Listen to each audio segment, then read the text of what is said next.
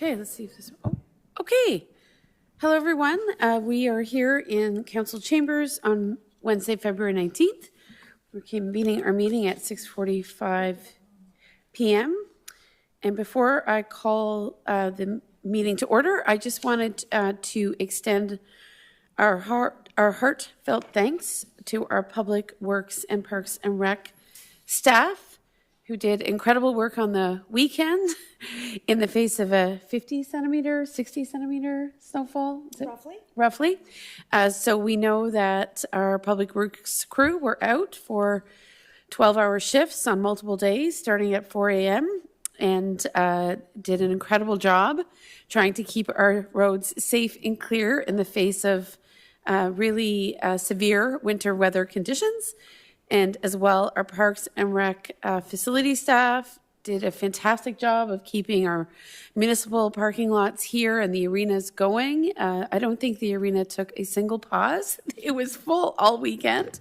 And on Monday, which was Family Day. So on behalf of the community, we just want to extend our sincere thanks to all the guys and gals who worked so hard over the weekend to keep things moving and to keep things safe, and help to certainly convene a fantastic family day where the Kemptville 73s played a hard game, a tough game. They rallied. They didn't win, but it was an impressive game nonetheless against one of the top teams in the league. Also, just very quickly, I wanted to acknowledge that earlier today we were able to gather as council alongside staff person Hilary Janot, who is here. Is Hilary here? I did see her. Yeah. Oh, she's up there. Hello, Hilary.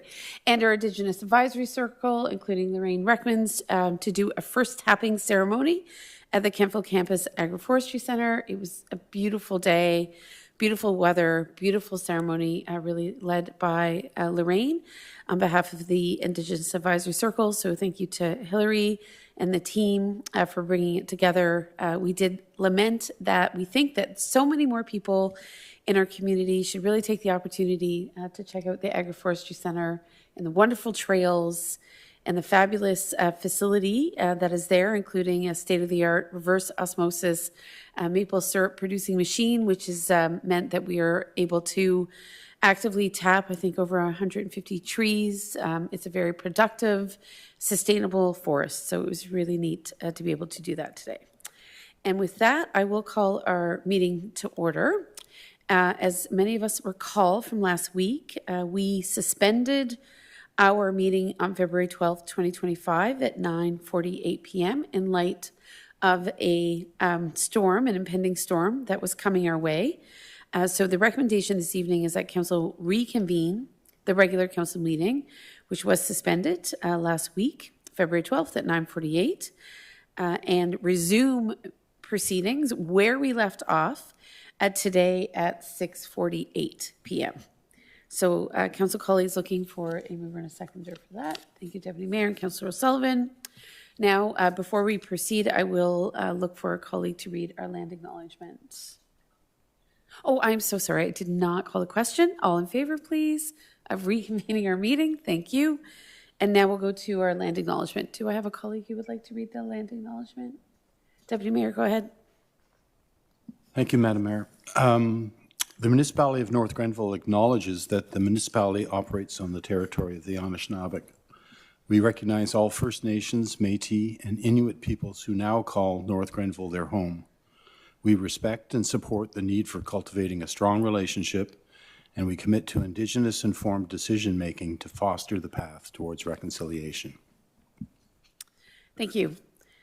So we have no closed items this evening. As per the presumption of a suspended meeting, we're going to go straight to our planning and development section of the agenda, and specifically the Oxford Village Phase 2 draft considerations discussion.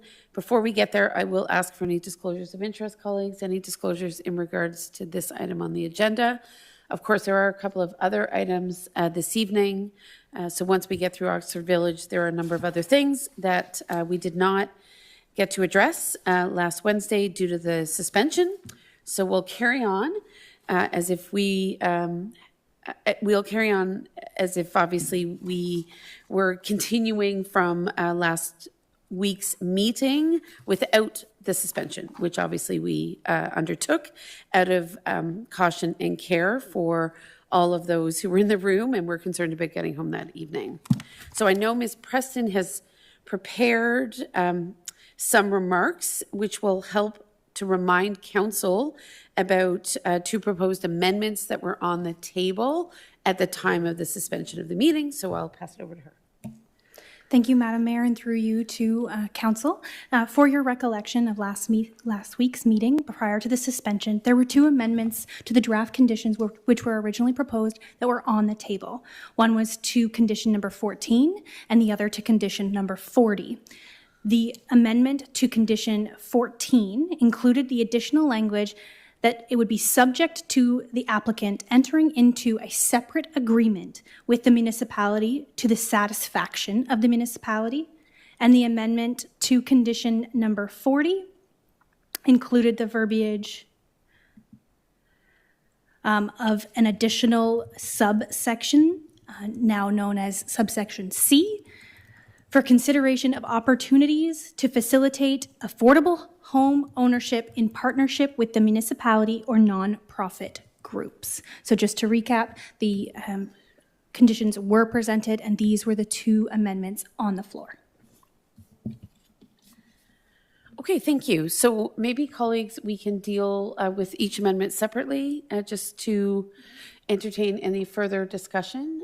So with that in mind, Ms. Preston, could you read the first amendment that was introduced last week once again? Absolutely. The original condition number 14 read that the owner covenants and agrees that the subdivision agreement will include provisions outlining responsibilities for a 4-season off-site active transportation multi-use pathway to be built upon municipal road allowances and specifically the Depensier and Pine Hill on open road allowances. The owner acknowledges that this path will extend from the boundary of the Phase 1 Oxford Village subdivision along the Depensier road allowance until it intersects the Pine Hill Road allowance, where it will turn south and continue until it connects to County Road 43. The owner further acknowledges that all construction and design costs for the multi-use path will be his responsibility. The owner and municipality acknowledge that an illumination path will be submitted by the owner for the multi-use pathway. The owner and the municipality further acknowledge that the municipality will agree to cost sharing 50% of the design and construction of the proposed illumination path for the multi-use pathway, subject to the applicant entering into a separate agreement with the municipality to the satisfaction of the municipality. Okay, thank you. Colleagues, is that, I think, is a more robustly articulated amendment as per, I think, the spirit of where we are heading next week. So I'm assuming that planning staff have reviewed that and feel in tandem with the developer that it's to the mutual satisfaction of both parties. Mr. Mosher, is that correct? That's correct, Madam Mayor. Okay. So with that, I'll just open up any questions or concerns in regards to that particular amendment. So if you don't mind, colleagues, we'll just try to deal with them separately. We can vote on them together depending on how the discussion goes. So, Councillor Sullivan. Thank you, Madam Mayor, and through you to Mr. Mosher. Can you just confirm that, was there a timeline attached to this paragraph or item 14 for this to be done? Thank you, Councillor. Through you, Madam Mayor, there was discussion about this being completed within a year. Staff was of the opinion that if council wanted to, they could add language that this type of an agreement would be enacted within a year. But because they're draft conditions, the discussion was that there's no timing in terms of them entering into that. And staff's recommendation at the suspension was that if the municipality desired to have this pathway constructed sooner, then these draft conditions may be fulfilled. The option would be to enter into a separate agreement. And so, yes, the discussion last week was, yes, you could enter into this 12-month period of time if you wished. Okay, thank you. I would also like to acknowledge the Mr. Brisbois is here actually this evening, and I would like to acknowledge how much we appreciate his efforts and his willingness to provide this linkage for safety for the people who already live in Phase 1. I know this is draft conditions for Phase 2, but we already have up to 300 homes, I believe, in Phase 1. And so having a safe link into the rest of the town, the urban area, is really important, and I appreciate that he's going forward with this. So we also would need to know that there's going to be a PXO at the roundabout at Pine Hill for safely crossing 43 to get again to the commercial areas that are at that end of town. And until this is done, I believe the municipality has agreed to put another measure in place along County Road 43 that would provide a wide paved shoulder and permanent bollards that would provide some safe access for pedestrians or cyclists as well. We did pass a a motion that came forward in December that indicated that we wanted, and this was a recommendation from the Health, Wellness, Fitness, and Active Transportation Committee, Advisory Committee, that we wanted active transportation linkages done at the same time as development. So I appreciate that Mr. Brisbois is willing to do this path along Depensay until, like now, even before the Phase 2 begins. And but there is an obstacle with the link that will go out along the Pine Hill North road allowance because of some future construction. So I guess we had hoped to have this come back to the Active Transportation Health, Wellness, Fitness Advisory Committee for their comments. And unfortunately, because of timing, our next meeting's not till March 20th, and we certainly don't want to unnecessarily delay anything for the developer. But we'd like to know, I want to be able to bring back to that committee that these things have been addressed and will be taken care of, because it's all about health, safety, and active transportation. So I appreciate whatever you can add to that. Thanks very much. And, I know Ms. Dunlop wants to speak, but anything else Mr. Mosher would like to say at this point? No, nothing else, Madam Mayor. And Councillor Sullivan, I'm going to acknowledge Ms. Dunlop, who wasn't here last week, but we did at that time, I think, articulate that the municipality has been working actively with the counties to provide an interim measure until this more permanent multi-use pathway is built. And the counties has obviously indicated that a paved sort of permanent shoulder with bollards is viable, and that was confirmed through the Director of Public Works. But I'll acknowledge Ms. Dunlop for further comment. Thank you, Your Worship. I just wanted to raise that in discussions with the developer, that the linkage down Pine Hill can be accommodated based on engineering design ahead of any deep sanitary that the adjacent development will be required. So it will be something that will be engineered and installed and not damaged with any underground sanitary that is required under that extension of Pine Hill.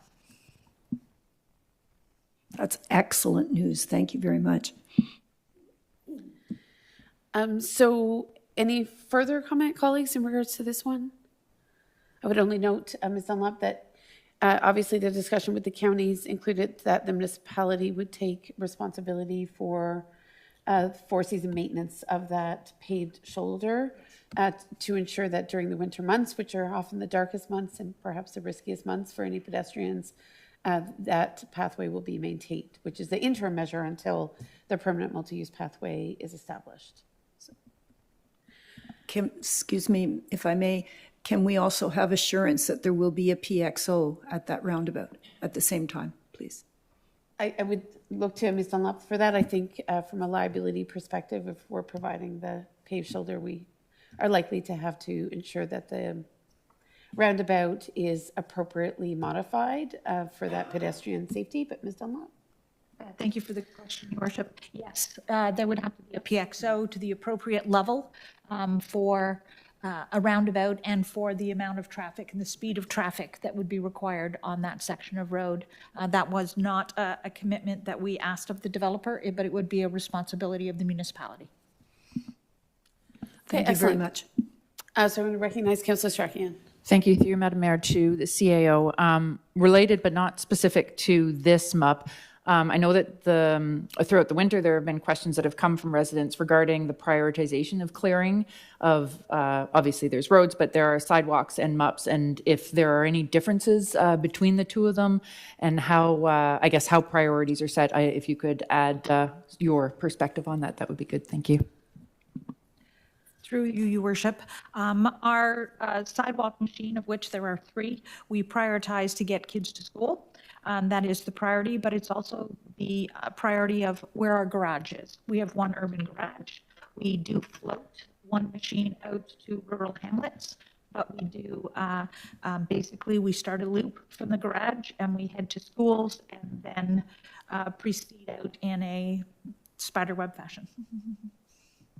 And if I may, and so when looking at sidewalks versus MUPs, are MUPs secondary to sidewalks, or does it have to do more so with the proximity and routes to schools and so on? Through you, Your Worship, I'm not aware that there is a priority difference, but that is something I would defer to Public Works, so I will get an answer and come back to you. Great. So anything else in regards to this discussion? Okay, thank you. So then we'll move on then, as I think we can transition into that second proposed amendment. And can you read the language again? Thank you. Ms. Preston? Absolutely, through you, Your Worship, to Council. As shown on the screen, affordability as the subsection, condition number 40, the owner acknowledges and agrees that the subdivision agreement shall contain wording to address housing affordability to the satisfaction of the municipality in the following ways. A, provide 20% of new single-family dwellings that will be offered for sale with optional pre-designed secondary dwelling units as a means of providing affordable rental options. B, that blocks 124 and 125 shall be developed via site plan control with a minimum of 10% of the units being offered at affordable rates. Affordable, in quotations, can be defined based on the UCLG publication defining what is affordable housing in the United Counties of Leeds and Grenville, as amended, or based on other similar definitions to the mutual agreement of the owner and the municipality. The proposed amendment, which is the additional subsection C, is consideration of opportunities to facilitate affordable home ownership in partnership with the municipality or non-profit groups. Great, thank you. So I think, colleagues, the amendment under consideration last week, which is now captured, here is number C, or point C, which is the consideration of opportunities. Obviously, I think it's worded in a way to enable a lot of flexibility in terms of consideration, but I think it highlights certainly that there may be ways to enable some affordable home ownership through a mechanism that hasn't necessarily been utilized within the municipality previously, but certainly could be interesting for both the developer and prospective builders. So that's, I think, the context and the spirit in which that amendment was brought last week. And I'll just recognize any speakers or comments. Deputy Mayor. Yes, point of order, Madam Mayor. I'll have to recuse myself from voting on these proposed amendments, as I am employed by a nonprofit group that provides affordable housing. Thank you. Okay, noted. And I believe you'll have to follow up with that disclosure in writing subsequent to this meeting, and you can provide that to the clerk. Okay, excellent. Again, I don't think there's specificity in terms of what the opportunities are by any stretch. Certainly, this amendment comes out of a conversation with a different affordable housing provider, so certainly not connected to you by any stretch, but nonetheless, as we entertain more conversations with nonprofit groups who have capacity and a desire to see more affordable home ownership in North Grenville. I think this amendment is really just intended to signal that this is a direction we may wish to go. Councillor Strachan? Thank you, through Madam Mayor. Maybe to planning, I'm not sure who will be able to answer this question, but Part A reads that provides 20% of new single-family dwellings that will be offered for sale with optional pre-designed secondary dwelling units. So does that mean that there are 20% identified, and if none of those are taken up, then there would be no secondary dwelling units, or is it you'll keep trying until you try and achieve 20%? Because those are two different things. We could wind up with 0 secondary dwelling units if they're already pre-identified and nobody selects that option, if that is clear. Thank you. Through you, Madam Mayor. So the intent is that the subdivision agreement itself will specify which of the 20% of those single-family dwelling units will have the pre-designed affordable units that it will be required to be purpose-built. Through you, Madam Mayor. So that is a requirement to have those secondary dwelling units in those units. So it's not an option to choose. Okay, so I'm just wondering that for sale with optional pre-designed secondary dwelling units, is it truly optional, or is that a hard requirement for those particular dwellings?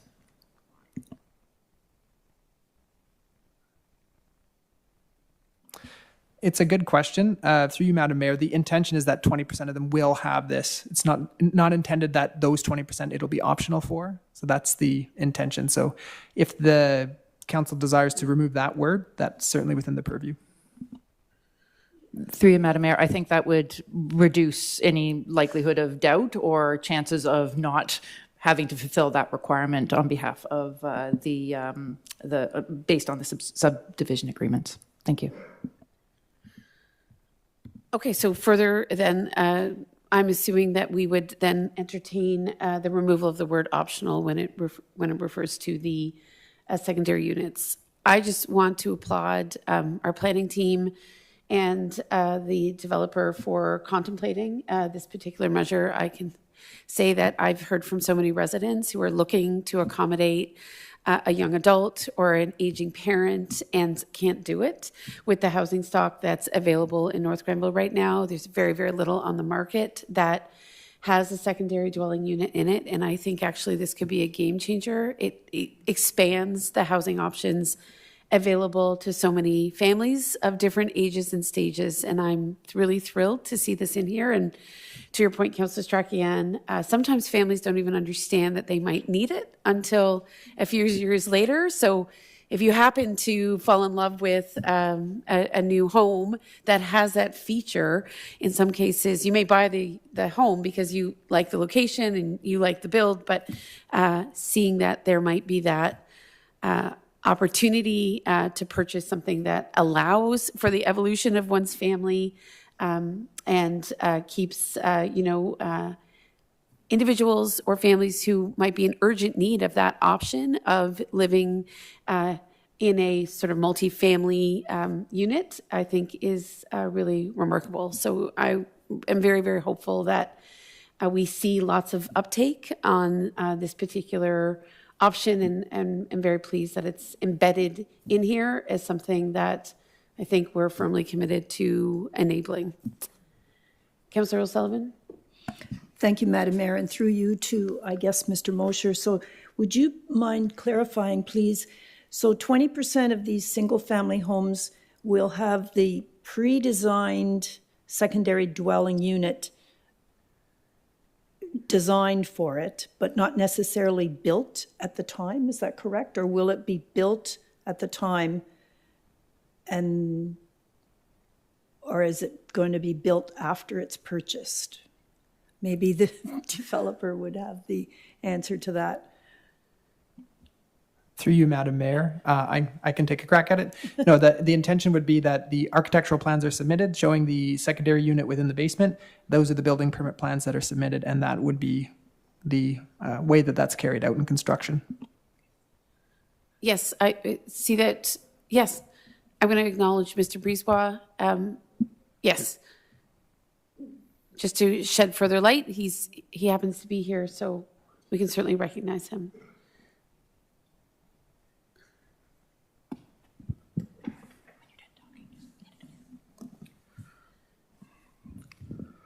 Thank you, Madam Mayor, for indulging me to speak on this behalf. So the reason that it says optional is because some people will purchase a home, and when we design the home, they will have the proper size of windows for egress, the washroom, the plumbing, because not everybody's going to be able to afford to do basically what, by taking the word optional, is saying that we're going to do duplex, right away. So basically, when the plans are submitted for building permit, they would show the window size, for the bedrooms, the layout for the plans, the roughing plumbing, the roughing electrical, to accommodate that. So it could be a two-stage process for the homeowner, that they could buy the home, step one, and basically with planning to bring either family members or other members of the family on board. Understood. Yes, Councillor Strachan. Thank you, Madam Mayor, and thank you, Mr. Brisebois, for coming to the mic. I'm sorry, that monitor is in our way. So I think I understand what you're intending here is that the plans are in place, but it's not necessarily built at that moment. But there is the option to accommodate should they want that secondary dwelling unit there, because the windows, egress, all those considerations have already been factored into the planning. Is that correct? Through you, Madam Mayor. Yeah, that's correct. So basically is that, the affordability factor, a young family or a family might want to buy it, but basically knowing that their parents might join them or a member of the family might join them in the future. So by having the plans designed and basically addressing all the safety factors, from fire, separations, basically plumbing, electrical, windows, egress. What I mean by windows of egress is that the windows are big enough so that people can escape in case of fire or emergency, so that could be done. So just through you, Madam Mayor, so thank you. I think the word optional in here still needs to be removed, because the intent is to have the plans in there. The plans aren't optional. It's the actual building of the SDUs in that, finishing it off in that dwelling, right? Because if we say it's optional, then the plan itself becomes optional, which means you don't have to take those items into consideration at this stage. Through you, Madam Mayor. So basically, I don't have a big issue, basically, on taking the word optional, but basically, when, Mr. Mosher says, when we apply for a building permit, it shows that there's a unit. So necessarily that's going to be built at that time. So there's a technical side of things for the building code to be addressed, so that we don't waver from that, so that we can get occupancy permit for the main resident, going in the home. So that's why I have a little bit of hesitation, but basically is that, there's faith between council and the staff here, on this table, that we can find the proper wording when it's time to remove the conditions. Certainly, it looks like the language speaks to pre-designed secondary dwelling unit. So it's the design versus the build. So I think, Mr. Mosher, Ms. Martin, I think that if we all understand that we're talking about the design and not the actual execution of the unit in terms of getting it livable, if you will, I think that makes sense. Certainly, the experience of many residents in North Grenville is if you build a home without all of those architectural design considerations, in many cases, you cannot accommodate a secondary dwelling unit. So the design element here, I think, is the key enabler. And so that's how I read the condition. And Mr. Mosher, Ms. Martin, if I'm incorrect about that, or council wants to dispute that interpretation, please feel free to share it now. Councillor Sullivan? Thank you, Madam Mayor. I'd just like to clarify that I think what the intent of this is that 20% of the new single-family homes will be built so that this option will be there, not just for the first purchaser, but for future purchasers, so that down the road, maybe the person who buys it right now has no interest in doing that, but down the road, someone may want to, and so that this is there right from the get-go, 20% of them that way.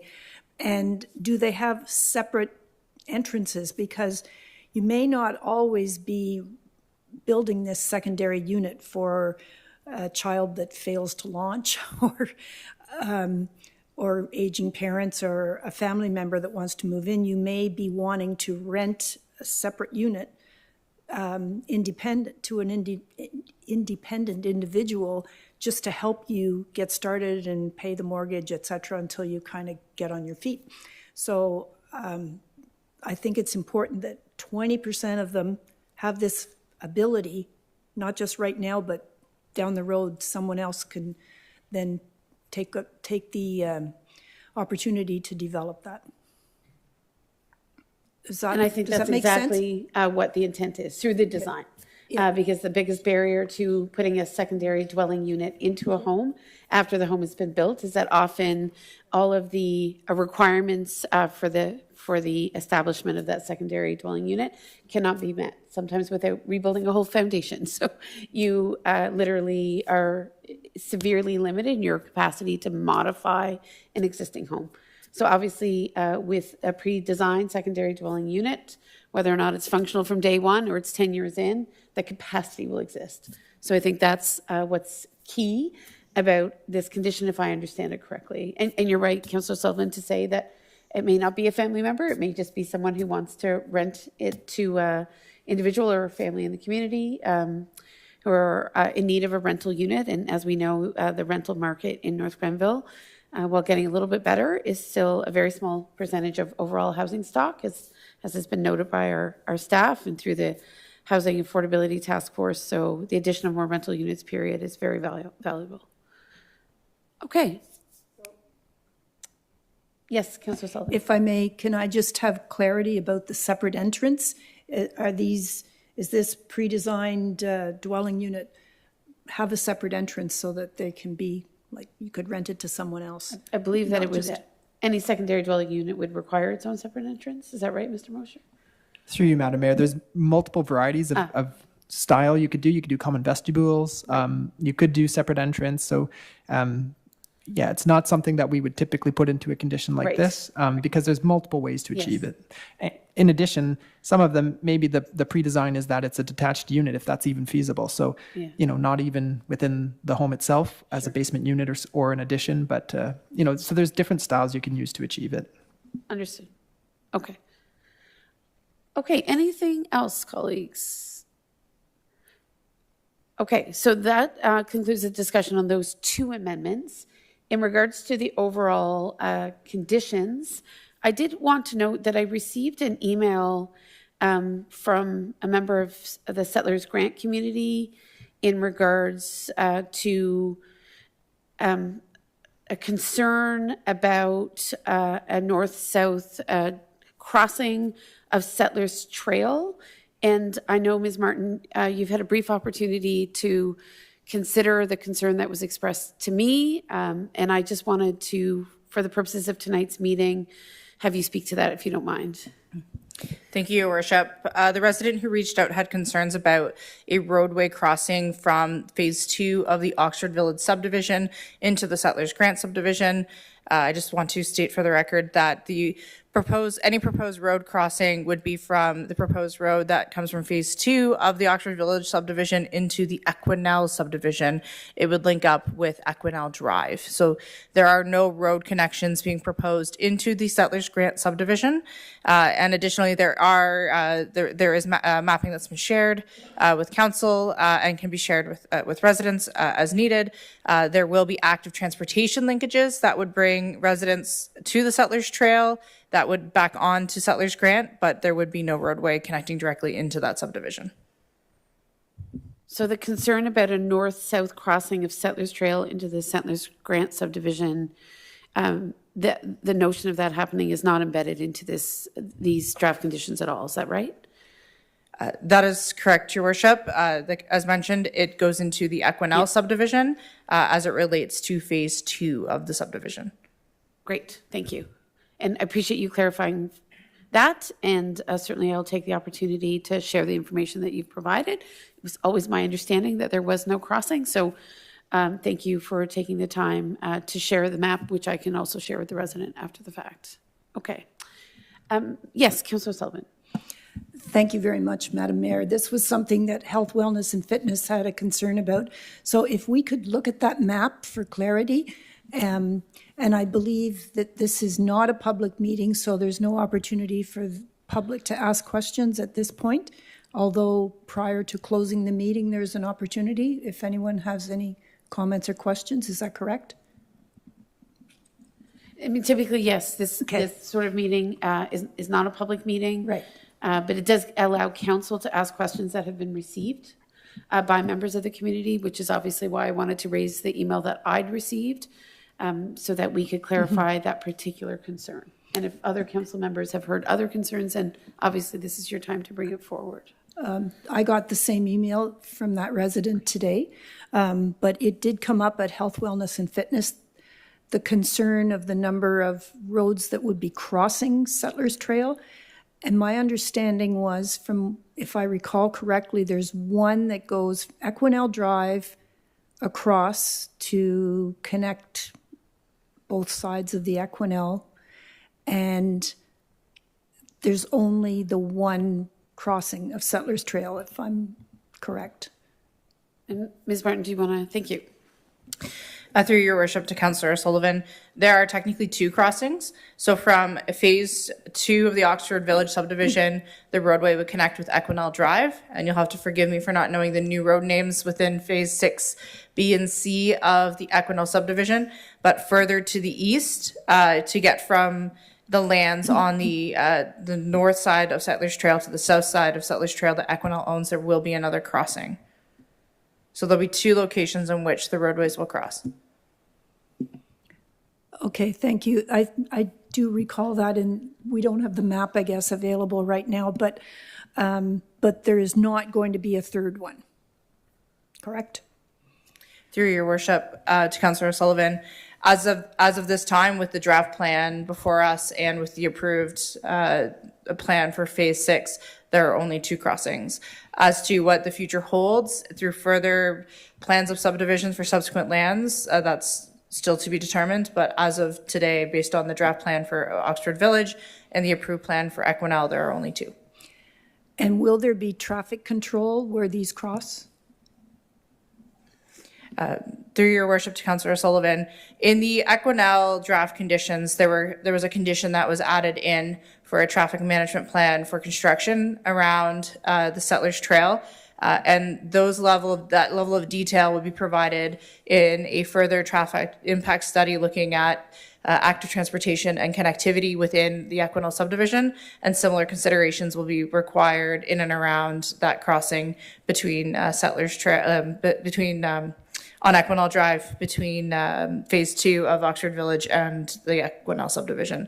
So the draft conditions are typically general. The studies that we get provide kind of generalities as to what are the kind of those main triggers that may be required for the development. And then once the draft conditions are issued, additional studies are then commissioned that provide that level of detail in regards to pedestrian connectivity, sidewalks, landscaping, and traffic controls that may be required. Staff are acutely aware of the sensitivities around Settlers Trail, and it is something that our Public Works Department, who look at the civil, including the traffic end of our reviews, are taking into consideration and providing comment around.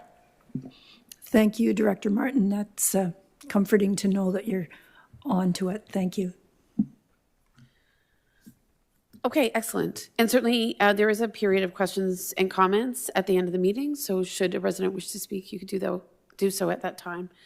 With that, I'll just look to council colleagues for any other questions in regards to this particular set of draft conditions. As we said last week, this will be North Grenville's largest subdivision in some ways. We know Equinell is also a very large subdivision, so I think perhaps, but at the end of the day, they'll equal each other. But clearly, much time and consideration has been put into the development of these considerations. And certainly, I know staff have worked exceedingly hard, and council has done its best to also provide meaningful input so that obviously, at the end of the day, this subdivision is seen as a positive development in the community. We already know that some of our schools have welcomed many new students through the families that have moved into phase one, as well as we've had the opportunity to meet some older residents in the community that have already located into phase one of Oxford Village, and houses are being built fairly quickly. So we know that the phase two, however, will take some time for it to come to fruition, just owing to many other considerations within the municipality and on the part of the developer and prospective builders. So it's certainly not something that's happening right away, but nonetheless, the plans are in place. So, Ms. Preston, I'll just look to you for guidance in regards to how we might consider this new iteration of the draft conditions. Absolutely. Through you, Madam Mayor, to Council, I have the proposed amended resolution for consideration. That Council recommends to the United Counties of Leeds and Grenville draft conditions provided in Attachment A for Phase 2 of the Oxford Village subdivision, file number 07-T-20241, including amendments to conditions number 14 and number 40 as detailed. Condition number 14, to add verbiage at the conclusion to include subject to the applicant entering into a separate agreement with the municipality to the satisfaction of the municipality. Number 2, which is condition number 40, removal of the word option from subsection A.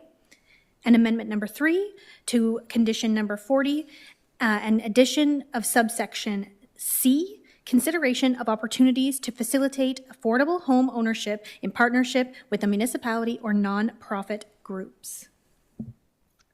Okay, excellent. So colleagues, I'll look for a mover and a seconder then. Councillor, yes, Councillor Strachan. Through you, Madam Mayor, to the clerk, the word to be removed is optional. Okay, thank you. Apologies, I have optional written. I heard optional, even though you didn't speak it. So, so thank you, but thank you for that. And I assume even with the robust language that was presented in regards to the active transportation linkages, we're still referring to a separate agreement, and that still makes sense? Okay. Okay, good. So we had a mover and a seconder, Councillor Wilson, Councillor Strachan, in regards to the draft conditions and its respective amendments. So I'll look for any final comments or questions. Yes, indeed. Thank you.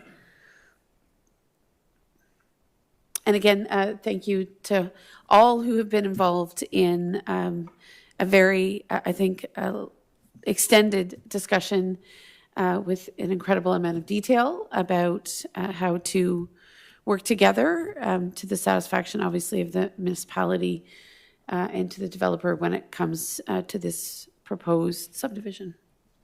So Councillor Barkley has left the room. As noted, he made a declaration of conflicts, and I'll call the question for the remaining councillors who are here. All in favor? All right. So that carries. Thank you very much.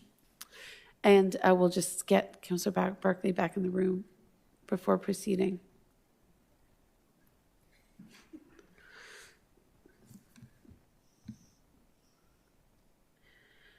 Good, thank you. So next, we have K-Point 9.2, which is a signs bylaw.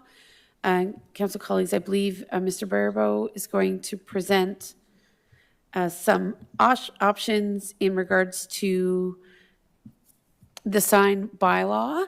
And this has come to our attention, obviously, because of the considerable amount of construction on County Road 43 and the desire to ensure that businesses are able to advertise their services in a way that allows them to endure what is a very lengthy construction period, where there are unfortunately many different disruptions.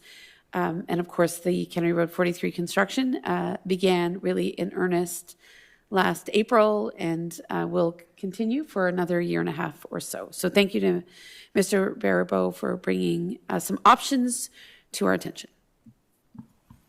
Thank you, Madam Mayor. The report before council is in relation to two recommendations for the signs bylaw, one being an update and one for a review. The first recommendation is to amend the current signs bylaw by introducing a provision that allows businesses or owners impacted by construction to apply for a temporary sign permit. The permit would enable the display of temporary mobile signs beyond the existing time limit set out in the bylaw. Recommendation number two, to direct staff to conduct a comprehensive review of the current signs bylaw in consultation with local businesses and members of the public and return with a report in the fall of 2026. The purpose, staff have consulted with business owners impacted by the construction on County Road 43 to hear their concerns and gather feedback. Business owners believe that lifting the restrictions in Section 13 to allow for extended sign display periods would help attract customers. The purpose of the comprehensive review of the signs bylaw and for it to be completed by fall 2026 is to provide ample of time to evaluate the impact of the proposed amendments and develop well-informed recommendations for long-term solutions. The timeline also aligns with the anticipated completion of the County Road 43 expansion project, allowing any bylaw changes to be considered in the context of a newly improved roadway and its potential effects on local businesses. Next slide, please. In regards to the amendment, business owners, oh, my screen just disappeared. I apologize. Business owners impacted by construction may apply for a permit to request exemptions from limitations in Section 13 of the bylaw. Staff will review the application and may approve, deny, or modify the request based on several factors, which includes public safety considerations, impact on traffic and pedestrian flow, compliance with other municipal or county bylaws, the necessity of reasonableness of the request in relation to the construction project. The permit can be extended. If a business owner fails to comply with the permit, it may result in enforcement measures as well. Are there any questions? Thank you. Council colleagues, I'll welcome any feedback. Certainly, having seen the report, obviously, a week ago, I have a concern about proceeding with an application-based exemption process. We know that businesses, what we hear regularly is businesses are overwhelmed. In some cases, they're drowning in terms of just trying to manage already, I think, in some cases, unexpected series of disruptions. And what I have heard from a number of different businesses is they would like an exemption where an application is not required, but there is a caveat that they must obviously conform to public safety considerations and other related impacts. So it's a bit of a reverse onus, if you will. Certainly, I understand and accept that there are some considerations that are key when it comes to traffic and safety, but I do believe what I've heard, and I look forward to council colleagues and others weighing in, is that by granting an exemption subject to certain caveats, it procedurally and administratively relieves the burden on those businesses in a way that for simply time and pragmatic considerations is easier given everything else that's happening on 43. So I wanted to share that feedback with my colleagues because as good as the request for the exemption is, I think we may, in some cases, underestimate how much business owners have on their plate, and we have a lot of smaller businesses on 43, and certainly we've been hearing that an exemption with caveats may be more valuable to them than a process to apply for an exemption, which could, in some cases, take several months, and that back and forth may be burdensome in and of itself. So I'll share that with colleagues in case there's further discussion around this one. Deputy Mayor?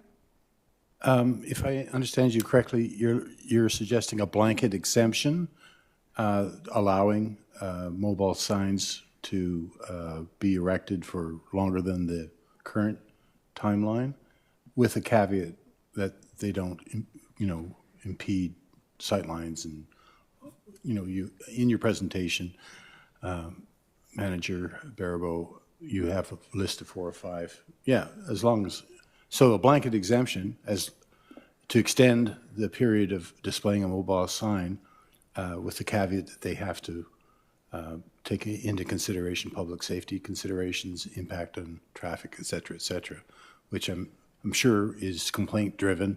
In any case, you know, somebody would complain that, you know, this sign is improperly placed, and then you could follow up and talk to the business owner about adjusting the sign or whatever.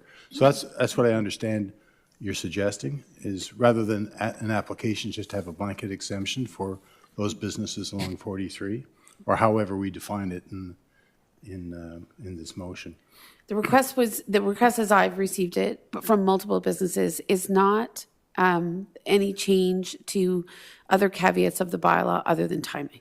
So what businesses are sharing, as I've heard it, and other people may have heard different things, is they really value the visibility. So it's the visibility that matters to them. So if they have to rotate their sign in and out to adhere to that piece of the bylaw, then they lose a critical amount of time when it comes to highlighting certain products they may have in their store, highlighting certain sales that obviously create a significant promotional opportunity to get new or existing traffic back in the store.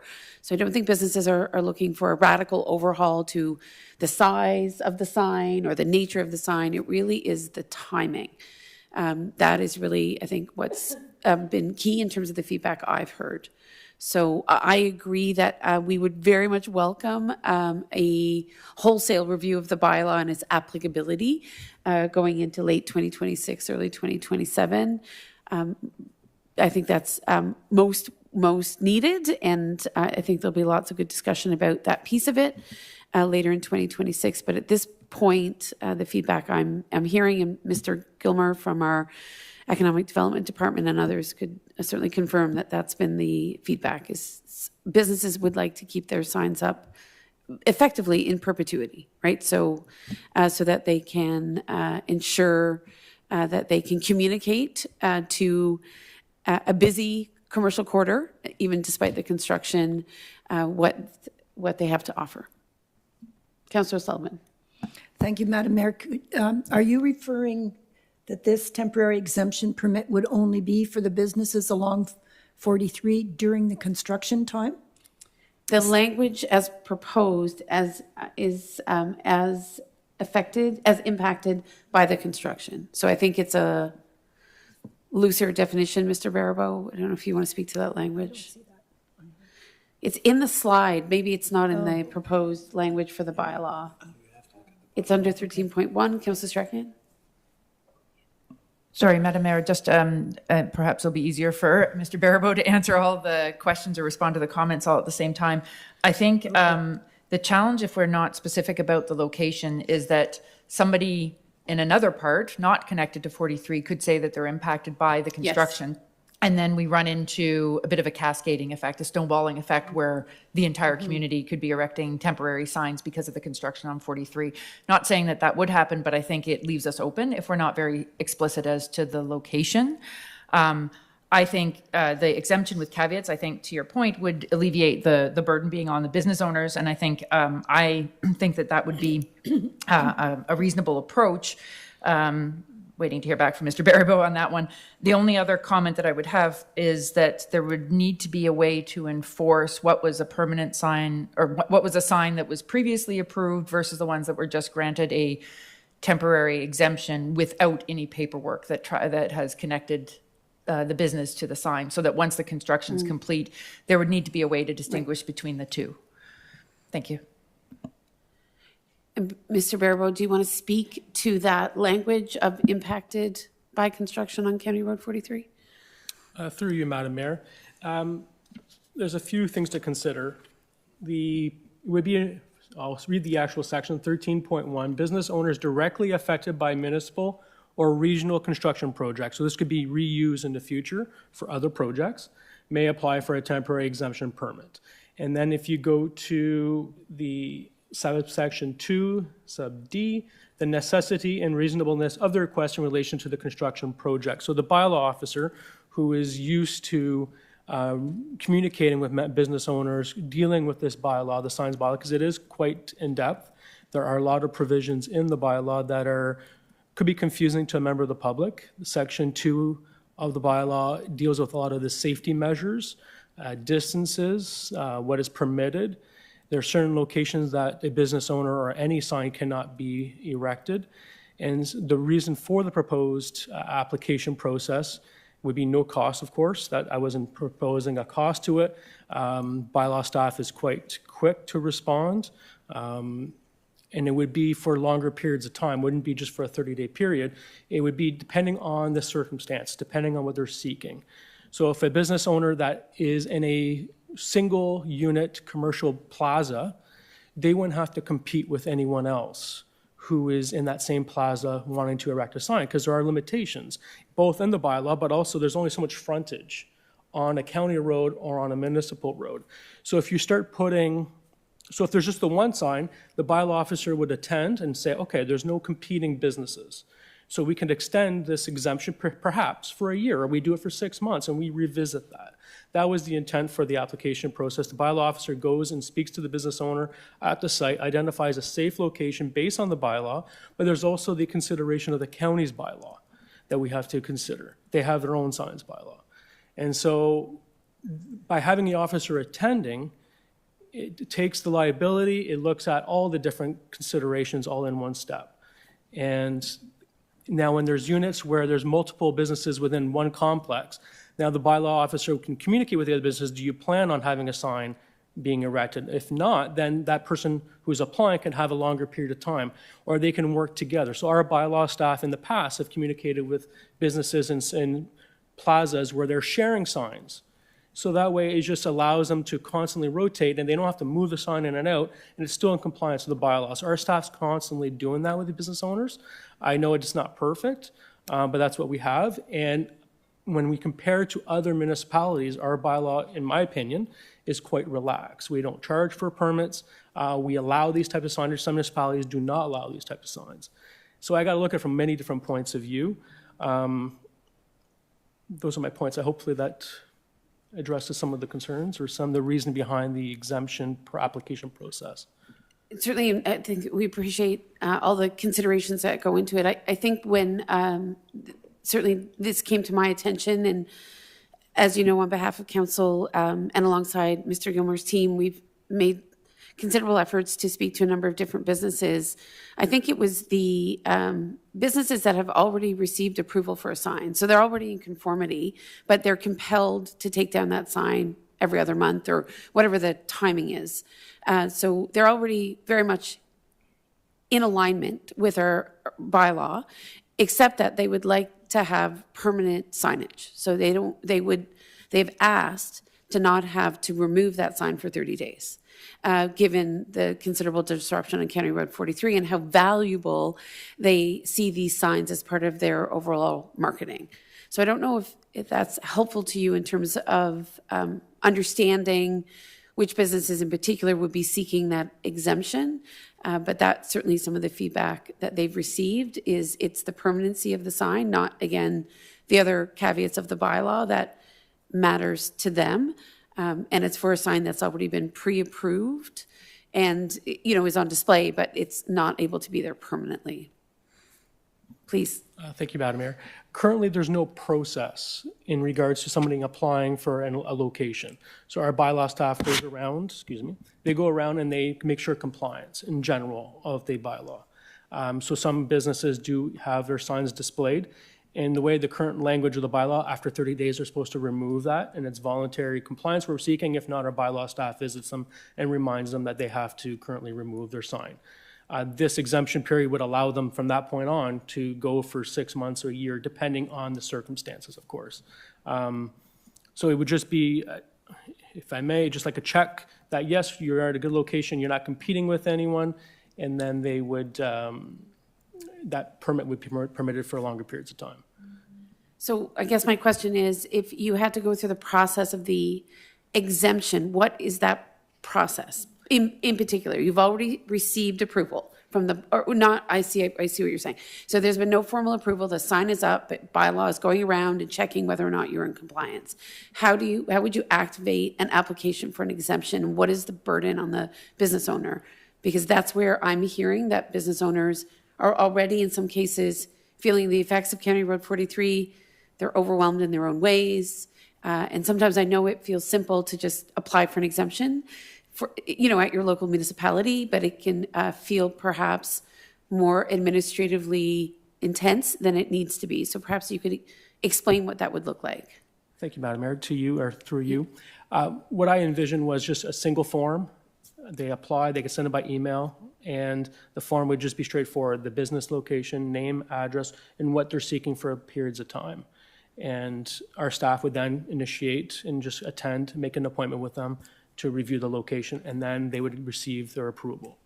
And what would you envision? You speak of competing businesses, right? And what I'm hearing is that actually, in certain cases, we have an understanding of trying to be inclusive of all businesses and make sure one business isn't sort of dominating, right, in terms of the prevalence of a particular sign, but that businesses would welcome more signs, right? So how would you navigate a situation where you had multiple businesses in a commercial complex? They all would like the capacity to advertise during this period of construction.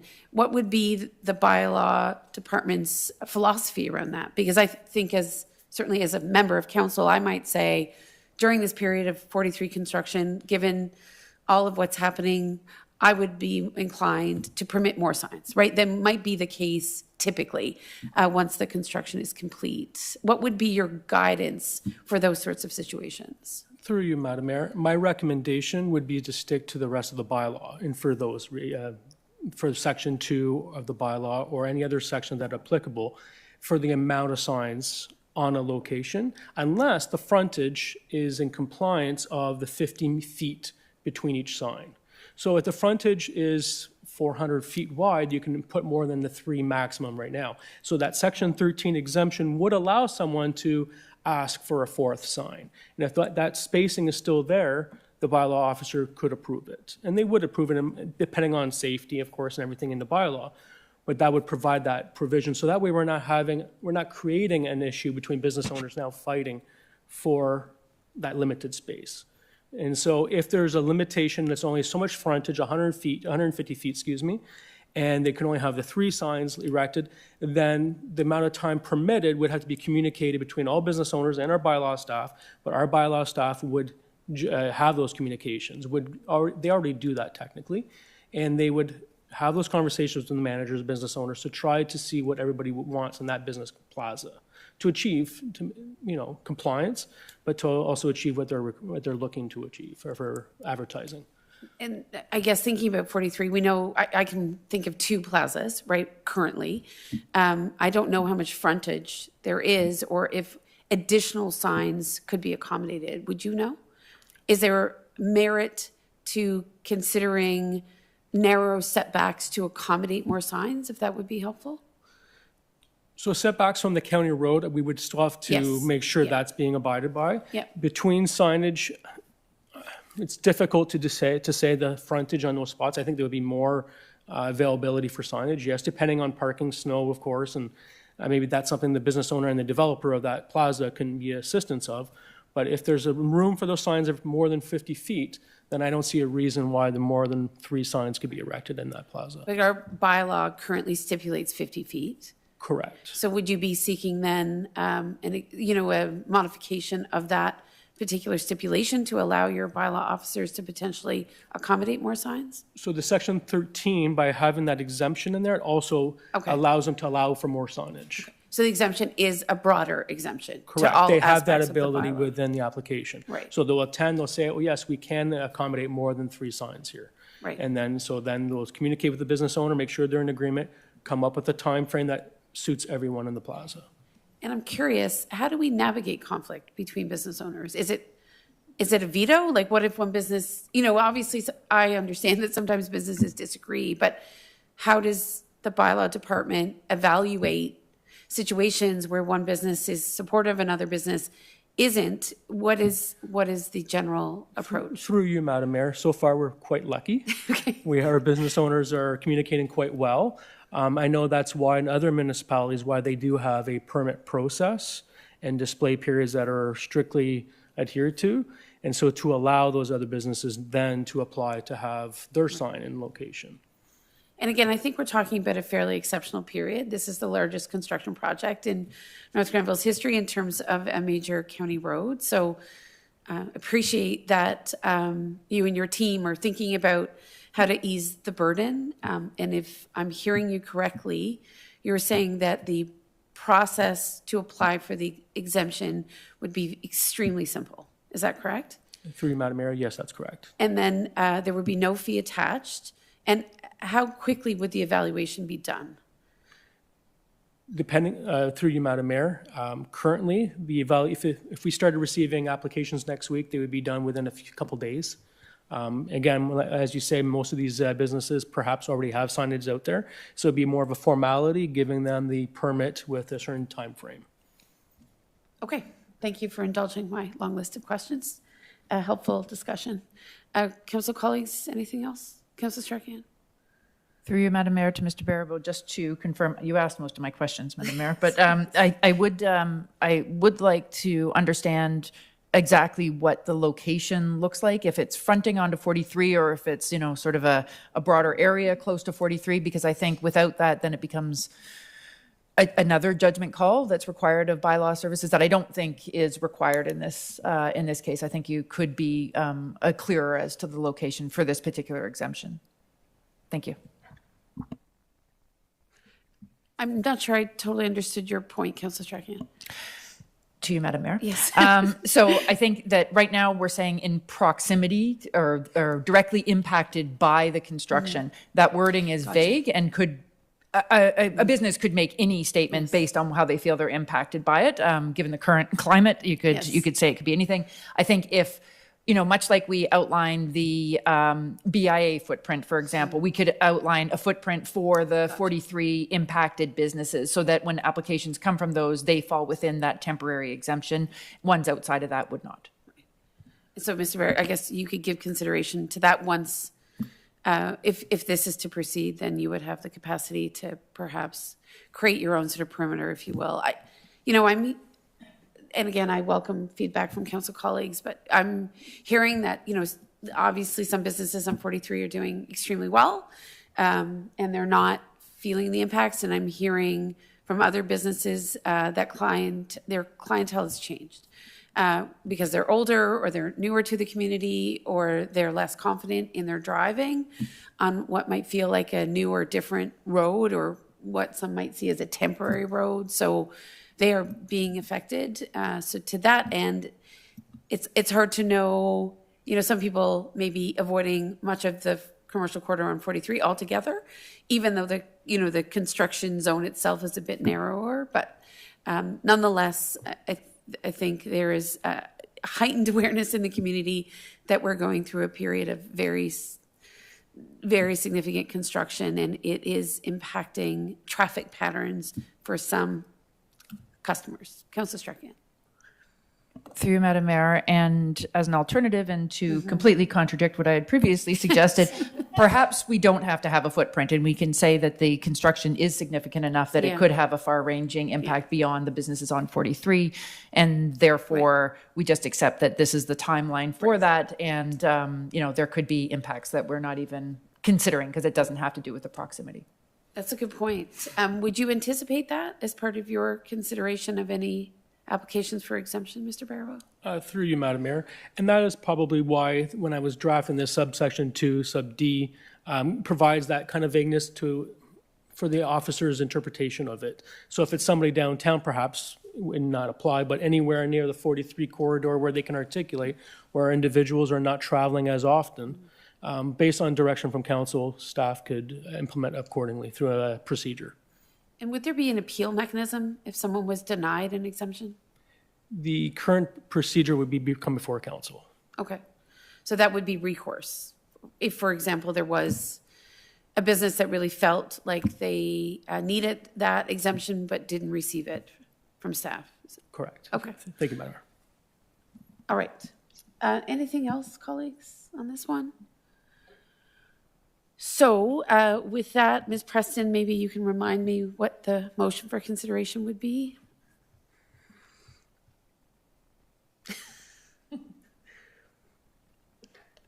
Through you, Madam Mayor, I have a couple, I'm not clear as to council's desired action. I have a couple directions that we've gone in, and so I seek some further clarification from the members around the table to decide which way to read.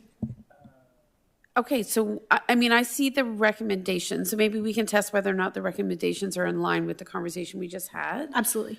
So to amend the current sign bylaw by introducing a provision that allows business owners impacted by construction to apply for a temporary sign permit. And this would be a streamlined, simplified application process. And the permit would enable the display of temporary mobile signs beyond the existing time limits set in the bylaw. Now, that recommendation refers to a time limit only, but I'm hearing that other considerations would be on the table as well. Is that right, Mr. Barbeau? Through you, Madam Mayor, that is correct. Okay. And then the other recommendation is to direct staff to conduct a comprehensive review of the current sign bylaw in consultation with local businesses and members of the public and return with a report in the fall of 2026. So maybe this second recommendation stands. I think council is generally behind that review. Thank you very much. And maybe on the first one, the recommendation is to amend the current sign bylaw by introducing a provision that allows business owners impacted by construction to apply for a temporary sign permit. The permit would enable the display of temporary mobile signs beyond the existing limits set in the bylaw. So if we eliminate the word time and just speak to limits in the bylaw, would that be sufficient? Or do you have another recommendation? So through you, Madam Mayor, to members of council, the mechanism which is proposed to accomplish that recommendation is to enact a amending bylaw, Yes. which is bylaw 1524 provided in the package. And it speaks to the permit application. It speaks to construction projects municipally or regional in nature, not specifically the Yes. 43. So it could exist in or exist beyond that of the County Road 43 project and could be encompassed in the future iteration of the new bylaw that could be proposed. So I'm just not clear, and perhaps Mr. Barabel could assist me as to the time provisions that exist. I don't believe they are included in the proposed amendment to be as limiting or constrictive as we may believe around the table in our current conversation. I think you're right. This amended bylaw is more inclusive of exemptions for, to many different parts of the bylaw. So not restrictive of time. So then our recommendation, which enacts the bylaw, to your point, I think we eliminate the reference to time, enables this bylaw to proceed. Does that make sense then? So then if we could have a recommendation by council, or a motion that council enact bylaw number 1525 to amend bylaw number 4716, and that council directs staff to conduct a full review of the current sign bylaw policy / bylaw in consultation with local businesses and members of the public, and return to council with a report in the fall of 2026. So maybe we can have a mover and a seconder for that, Deputy Mayor. Okay. And I see Councillor Sullivan. And then Mr. Barbeau, how would you communicate that an exemption was available? Thank you, Madam Mayor, and through you, we already have a list of most businesses from the past communications we have. We will be sending out an email and, if applicable, phone calls and communicate with them. And what if a business was denied a sign previously, but may, obviously with the construction, be permitted a sign under this bylaw? Would they be on that list, or is it just the approved? Through you, Madam Mayor, I'm not familiar with any businesses that's been denied. I can also ask our staff to go around and communicate with those business owners, the managers, articulate the new provision within the bylaw. Right. And again, that one-page form will be available by email Correct. Like we can post it on the website, of course, and we Great. will send everybody that copy of the email. Will be a Great. PDF we'll create. Okay, thank you. So the motion is on the table. Appreciate the dialogue and the efforts by the bylaw department. I know it matters a great deal. It means a lot to some of the business owners I've spoken to seek and hopefully secure the exemption.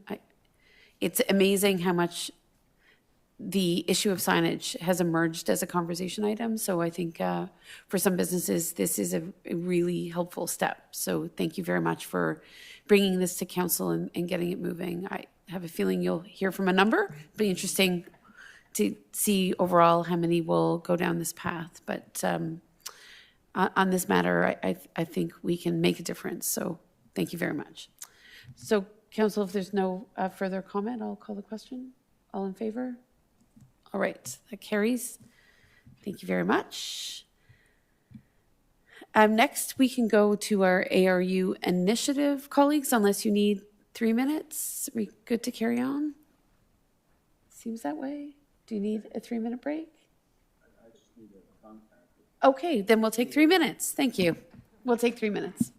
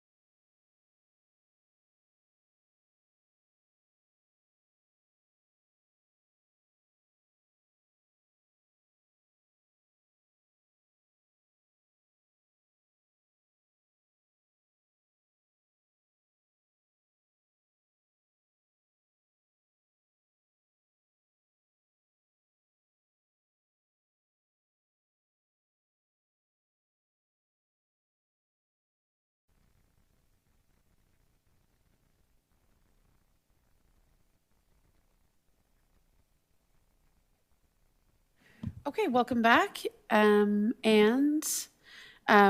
very pleased to now have a presentation in regards to the launch of the additional residential units initiative. And of course, the ARU initiative is in part made possible through our Housing Accelerator Fund grant that was provided through the Ministry of Housing federally just over a year ago. And we're pleased to welcome Dr. Shoemaker Holmes to give us an overview of the ARU initiative. So welcome.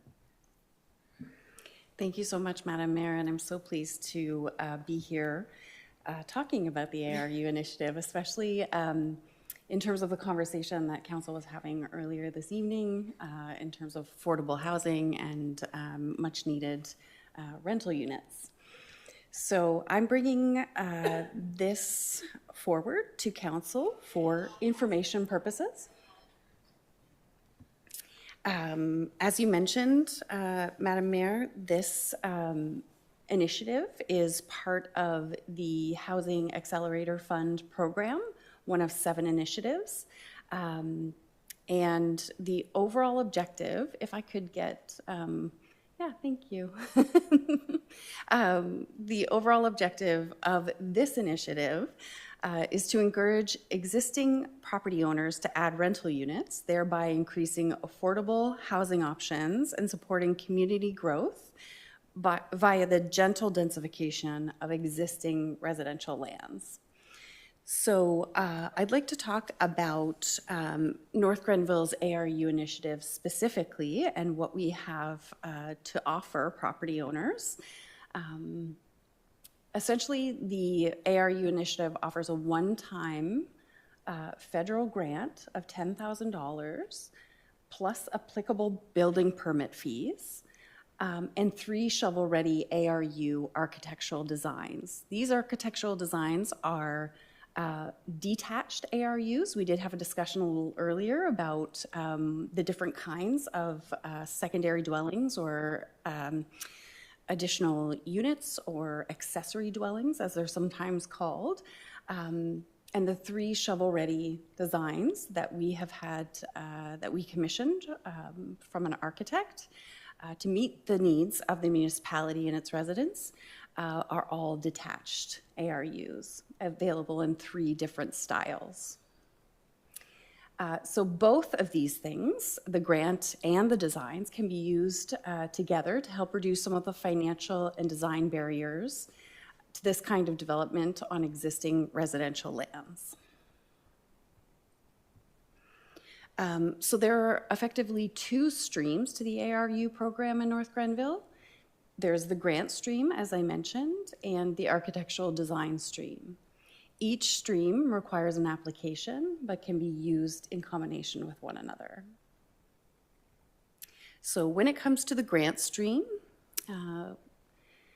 as I mentioned, a one-time federal grant of $10,000 plus, so that means including, so $10,000 and applicable building permit fees that are to be paid to the building department.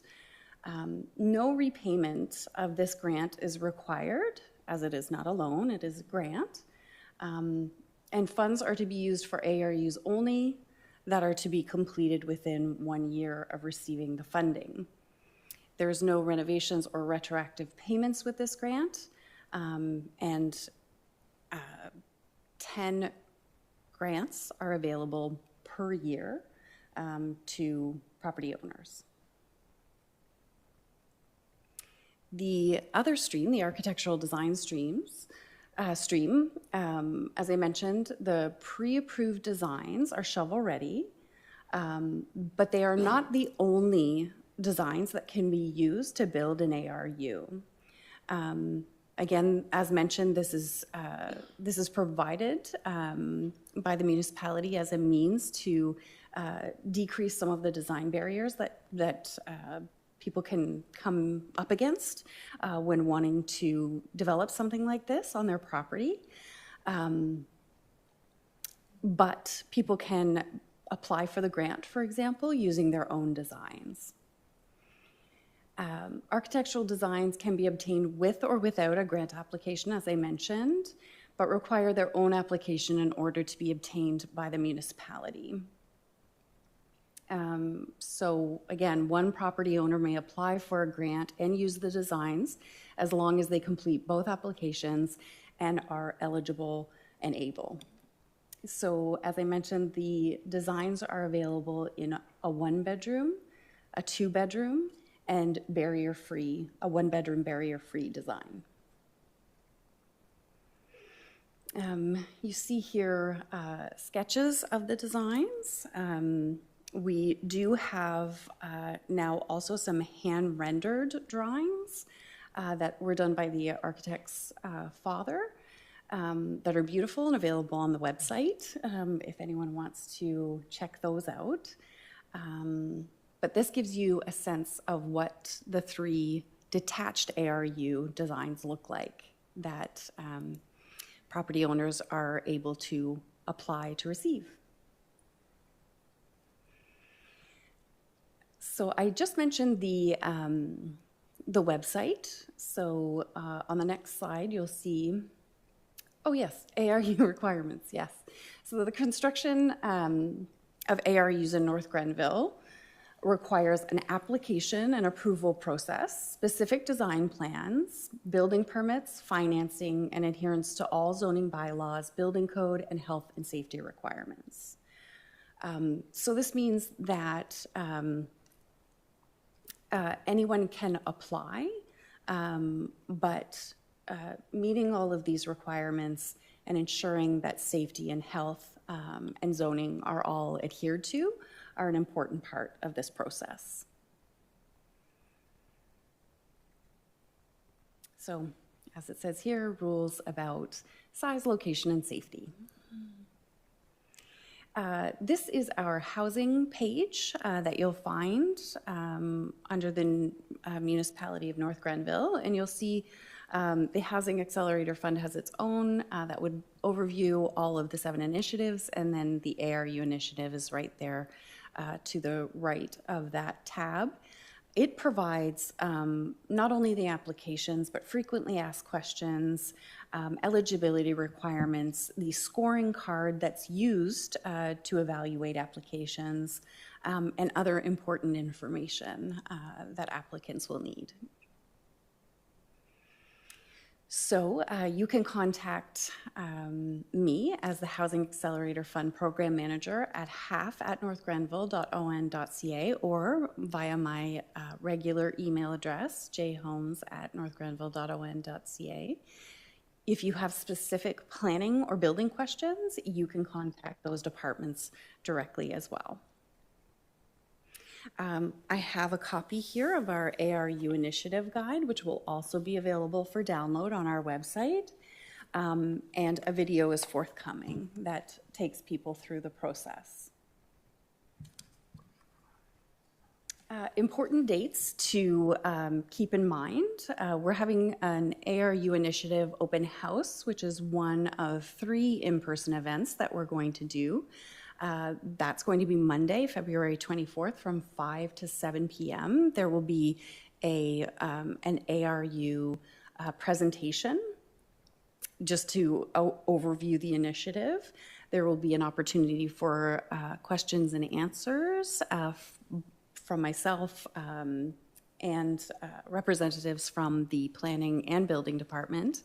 And if time allows, if people have specific planning and building questions about their property, they can consult. They can do short consultations with the planning and building officials. The intake window for applications has already begun. It opened the 17th of February, and it's going to run to March 3rd.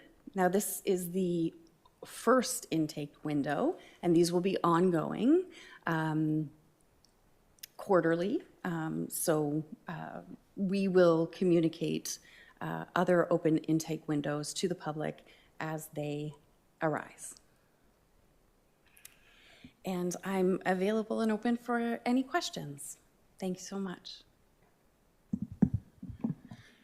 Thank you very much. It's a very exciting presentation and a hopefully an impactful initiative. So I'll recognize Deputy Mayor and then Councillor O'Sullivan.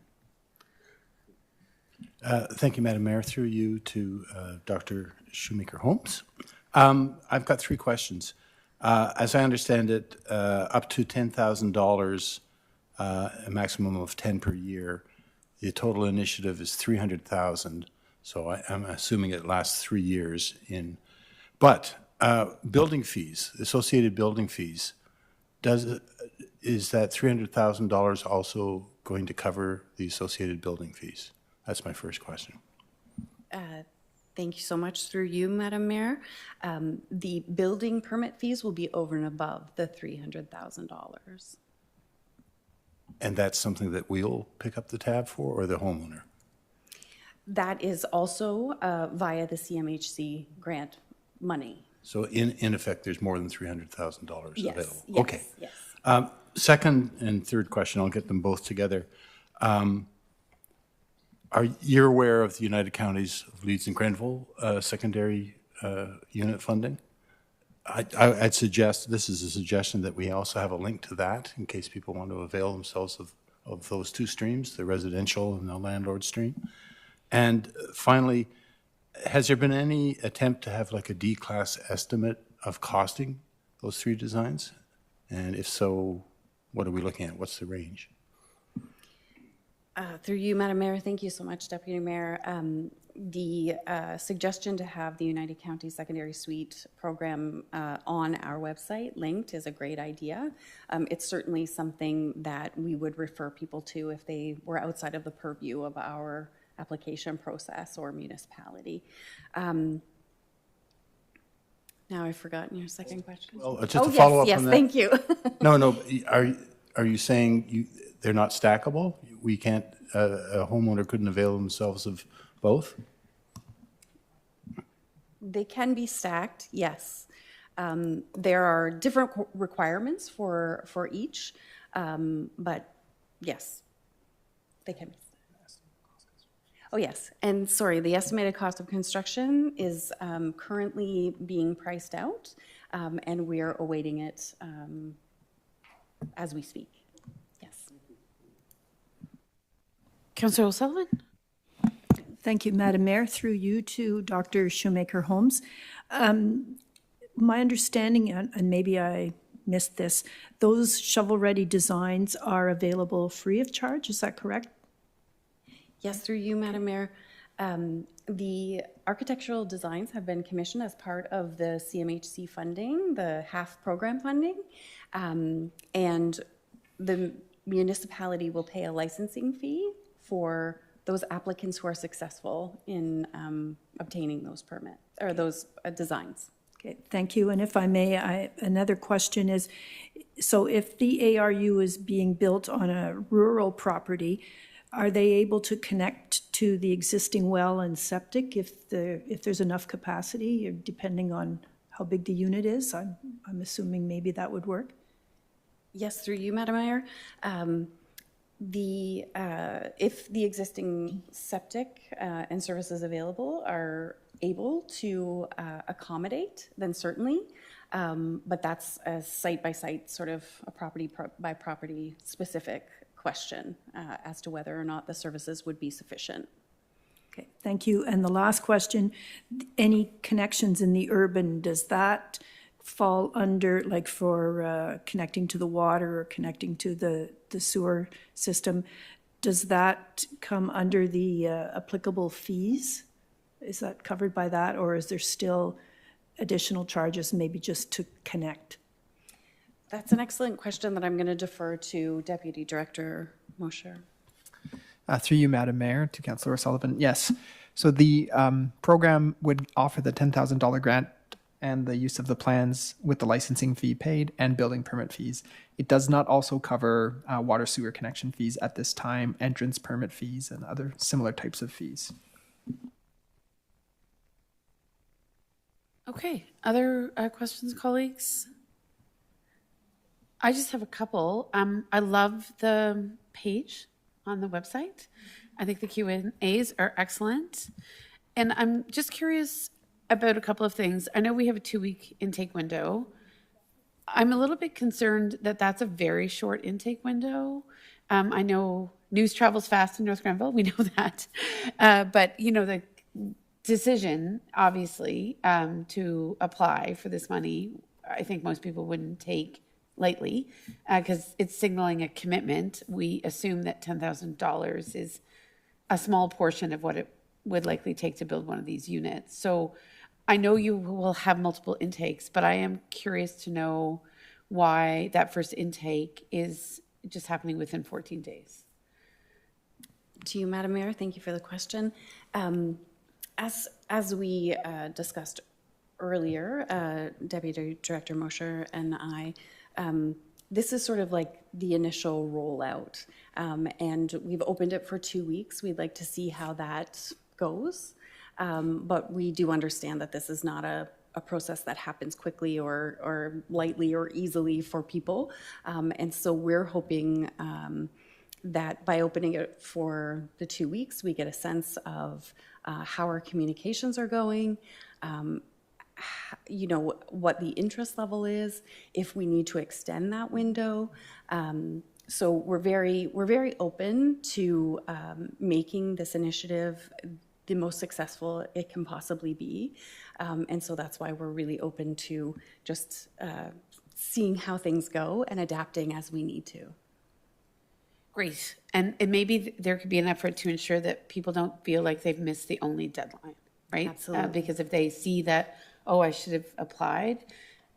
My other question is, obviously, we know that zoning provisions are the key to making this possible, apart from people's will to do this and their resources financially to pull this off. So are you a navigator? So if, say I was that person, that family in the community that was considering this, and I call you to say, hey, I'm really interested and this is my property and I don't quite know how big it is, but you know, I describe it to you.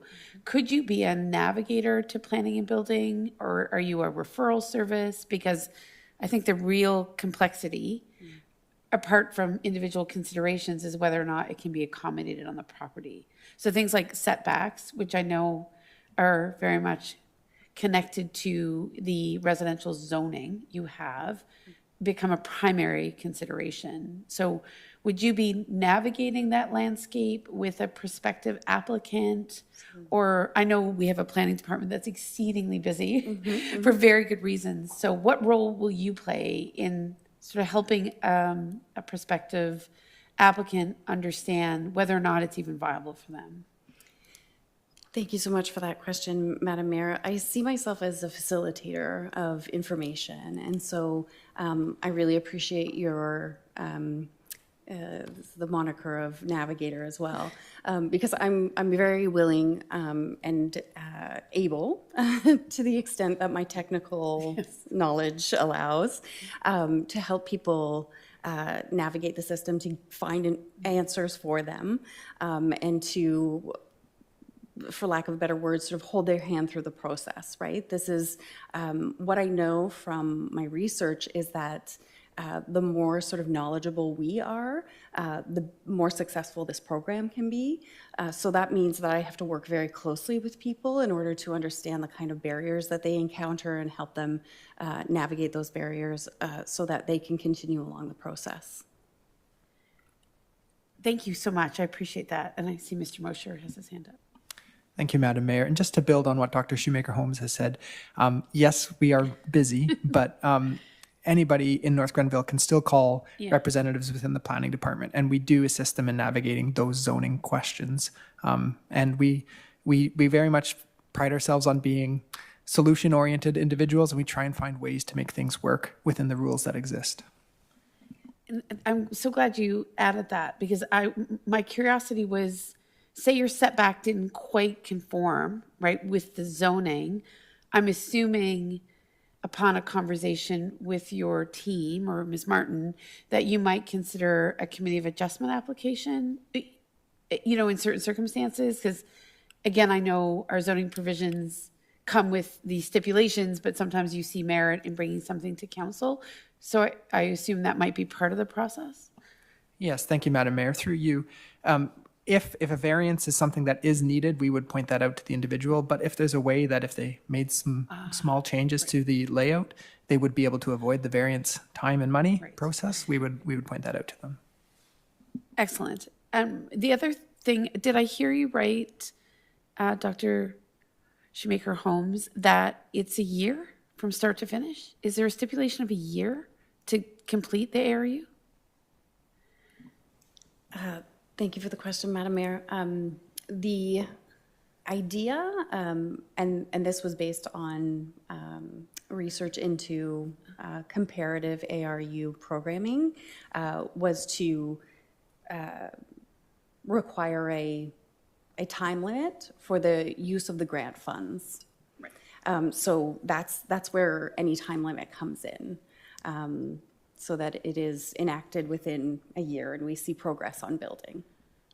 Indeed. And I know, having been part of the secondary dwelling initiative at the counties in my capacity as warden, it became very obvious to us that the timeline that we had prescribed for utilization of the funds, which I don't think was dissimilar from a year, was unachievable because of the demands on the construction industry. So people were very willing to proceed, but they were not able to always meet that stipulation. So I don't know if you might want to give consideration down the road, obviously in your conversation with a prospective applicant.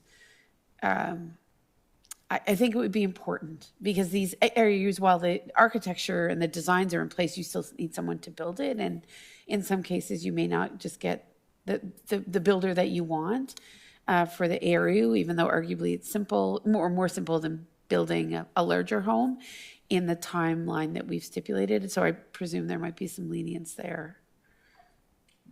Absolutely, Madam Mayor, and it connects to your previous point about navigation and our ability to adapt as we see those barriers and obstacles that people may confront utilizing this initiative.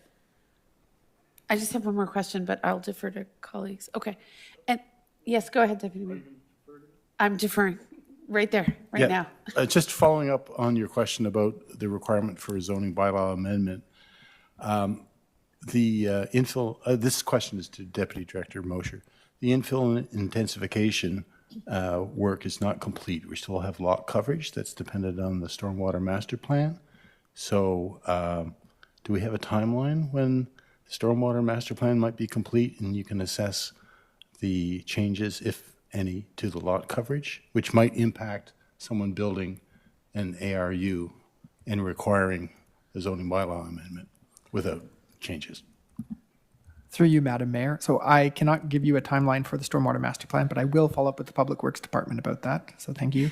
And the other thing is that as part of the housekeeping amendment, the amendment suite that council passed included that if an individual was constructing an additional residential unit, lot coverage is exempt from that specific structure. So it's just a way to sort of, it's a stopgap measure until we have the more detailed information about whether lot coverage can generally be increased in the urban areas. And then just going back to my previous question, and maybe Mr. Mosher, I misunderstood the process. If you're an applicant, you have the right zoning, but maybe you're not sure of the setbacks and what have you, would an in-person meeting be necessary? Or could you kind of work out most things kind of through email and by phone? Because I think my concern was, would planning be able to accommodate a lot of interest, right, in this particular initiative? And a respect for your and your colleagues' time, you know, how much conversation needs to take place. Obviously, on the building permit side, it gets a little bit easier because these are pre-approved plans. They still require the building permit to be issued. But would you expect that much of this back and forth can happen with a resident in the absence of an in-person meeting, or do you think it would take more of that one-on-one? Thank you, Madam Mayor. Through you, yes, like most of our meetings with folks these days do happen to be a bit of back and forth exchange via email or the phone. Okay. We also do digital meetings with Teams, Yeah. but in person is available. It's the less frequent meeting option type that individuals choose. And so we are typically able to, with a bit of back and forth correspondence, assist the individual in coming up with an application that meets zone standards. Gotcha. Okay. Excellent. I think that's the last of my questions, except for one. I love that you can check out your zoning through the zoning map on the ARU page, the affordable housing page. Not affordable, the housing page. So that's awesome. So it's very clear. Okay, this is my zoning. So in terms of that additional consideration on setbacks, et cetera, is that something that can be published? Or do you need to, like, obviously it exists somewhere, right? As a public document within the municipality, but is there a way to connect your zoning to some of those additional provisions so that it was kind of just, it's in black and white, there it is, go and measure your backyard, like do your thing? Like, is that information that is easy to provide or is it a little more complex? Great question.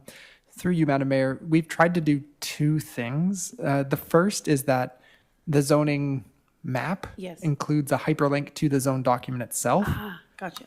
So that exists. And then I know Dr. Shoemaker Holmes we've sort of collaborated on a layman's term version of like the rules that apply to additional residential units in hopes of being able to simplify it. Not everybody enjoys reading 300-page zoning bylaws like us as planning staff do. So we have tried to make that accessible. But again, if there's a bit of confusion or something's not quite clear, anyone can reach out to us. So when I put in my address into the zoning map, I will get a confirmation of my zoning and a link to that, to the relevant bylaw. That's correct. And you may not be to the specific section that your property is zoned, Right. but then you could use the table of contents to navigate to that section. And the general provisions to go to section 6.12, which is the information about accessory dwelling units. Ah, gotcha. Okay. Wonderful. Thank you. Okay. Well, I would encourage everyone to check out the website because it's a very fulsome document. I think you've anticipated a lot of the questions that will come from the community. Do you have a sense of when the next intakes will be beyond this first one? Have they been planned already? Through you, Madam Mayor, we've projected to quarterly. Quarterly. Okay. So you would do this first kind of blitz, see what sort of interest you get and any applicants. If we don't get them,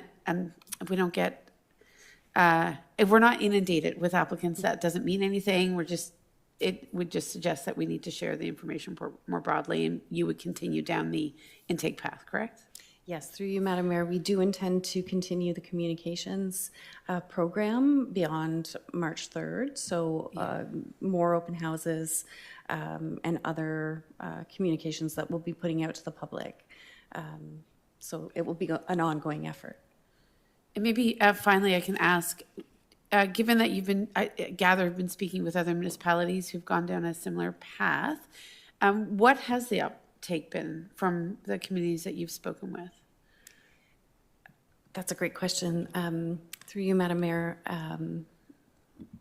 the communities across Ontario that I have spoken to, the results have been mixed. What makes the largest difference is usually the amount of the loan and or grant.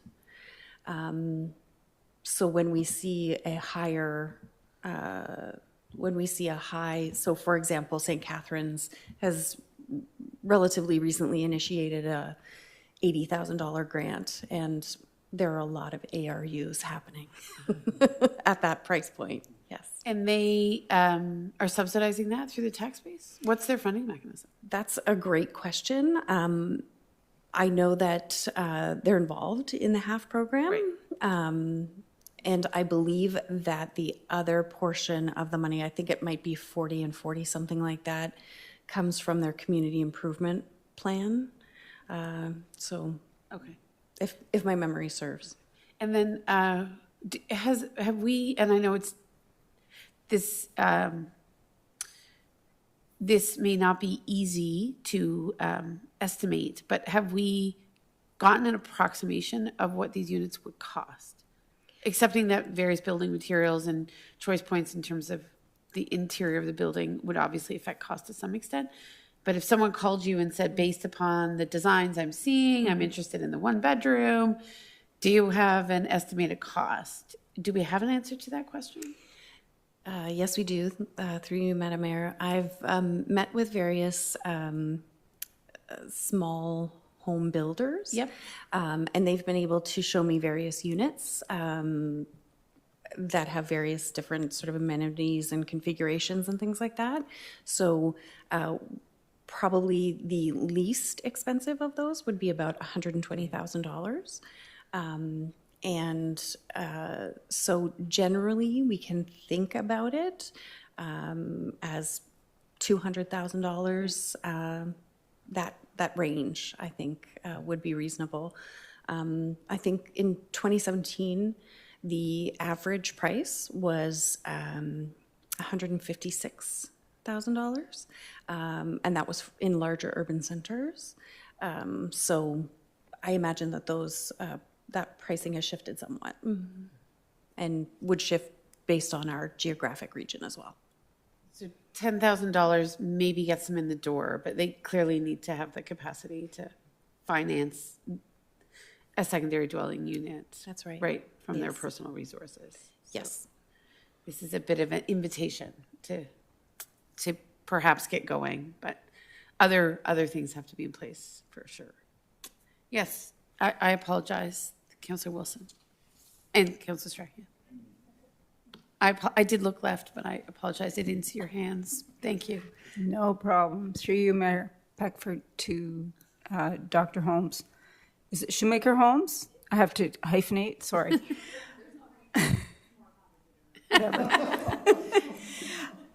You can tell I don't speak very much at these meetings. So. A question that I have, and probably to both planners in the room, have we typically yet seen a lot of uptake and a lot of building of the ARUs anywhere in North Grenville in the past few years?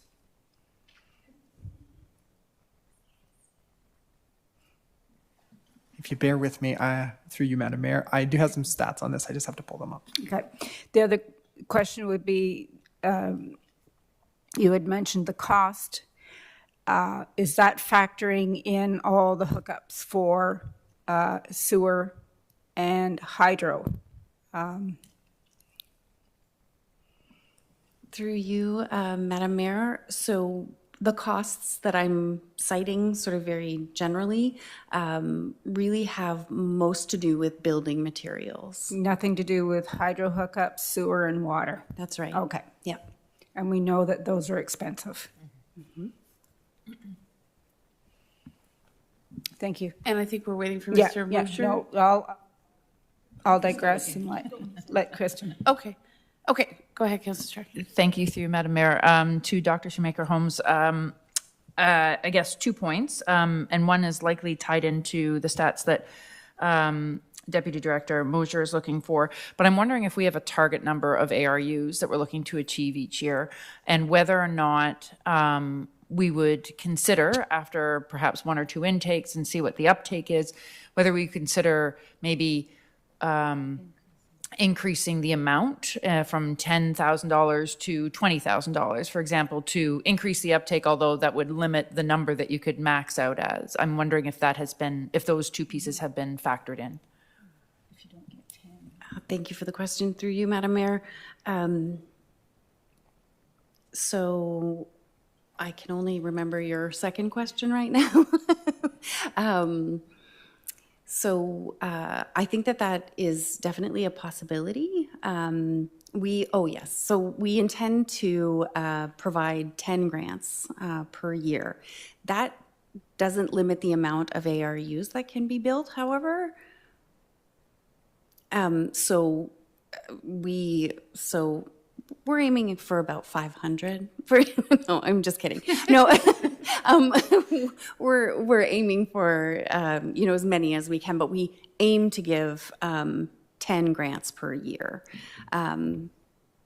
And the second part of your question was, oh yes, if we wanted to, that would have to be a discussion based on what we're seeing in terms of the trends, and also with our CMHC rep, I imagine. Yep. When we started tracking ARU construction was in 2021. 2 were constructed that year, 5 in 2022 and 2023. And as of year to date, in 2024, there was 2. We know that in 2025, permits were obtained for 6 ARUs, but they're not reflected in our stats yet. So 2, 5, 5, 2 is the current stats over the past 4 years. And you said there are 6 applications currently for this year? Yes, they're either late 2024 or early 2025. Permits will have been approved for 6. Okay, that are not in these stats? Correct. Okay, good. And I'm just before I go, is there anything else, Councillor Strachan, for you? Perhaps, and Dr. Shoemaker-Holmes commented some of this, but through you, Madam Mayor, to Deputy Director Mosier, do we have a target in mind for how many ARUs we would like to see built, or what we would like to see encouraged by these grants, so that we have a number that would be a good number to see? Obviously, increasing numbers is good, to your point, but because that would perhaps drive that conversation about whether or not the grant is of a sufficient size as well. Thank you, Councillor Strachan, and through you, Madam Mayor. So when we originally contemplated the application, we said we would try to build 30 ARUs through this program specifically. So 30 is the target over 3 years. Some other things that were key parts of the application is that over the 3-year period, North Grenville set a target of achieving 671 total new units, 289 of those as missing middle. And missing middle would include things like semi-detached townhouse dwellings or additional residential units. So those are some of the numbers within the numbers. The other thing North Grenville targeted to try and address was that 17% of those 671 units would be affordable. And we know that we're starting to see some of that construction come online with projects like Kevlar Developments or Kemptville Lifestyles or newer apartment-style dwellings.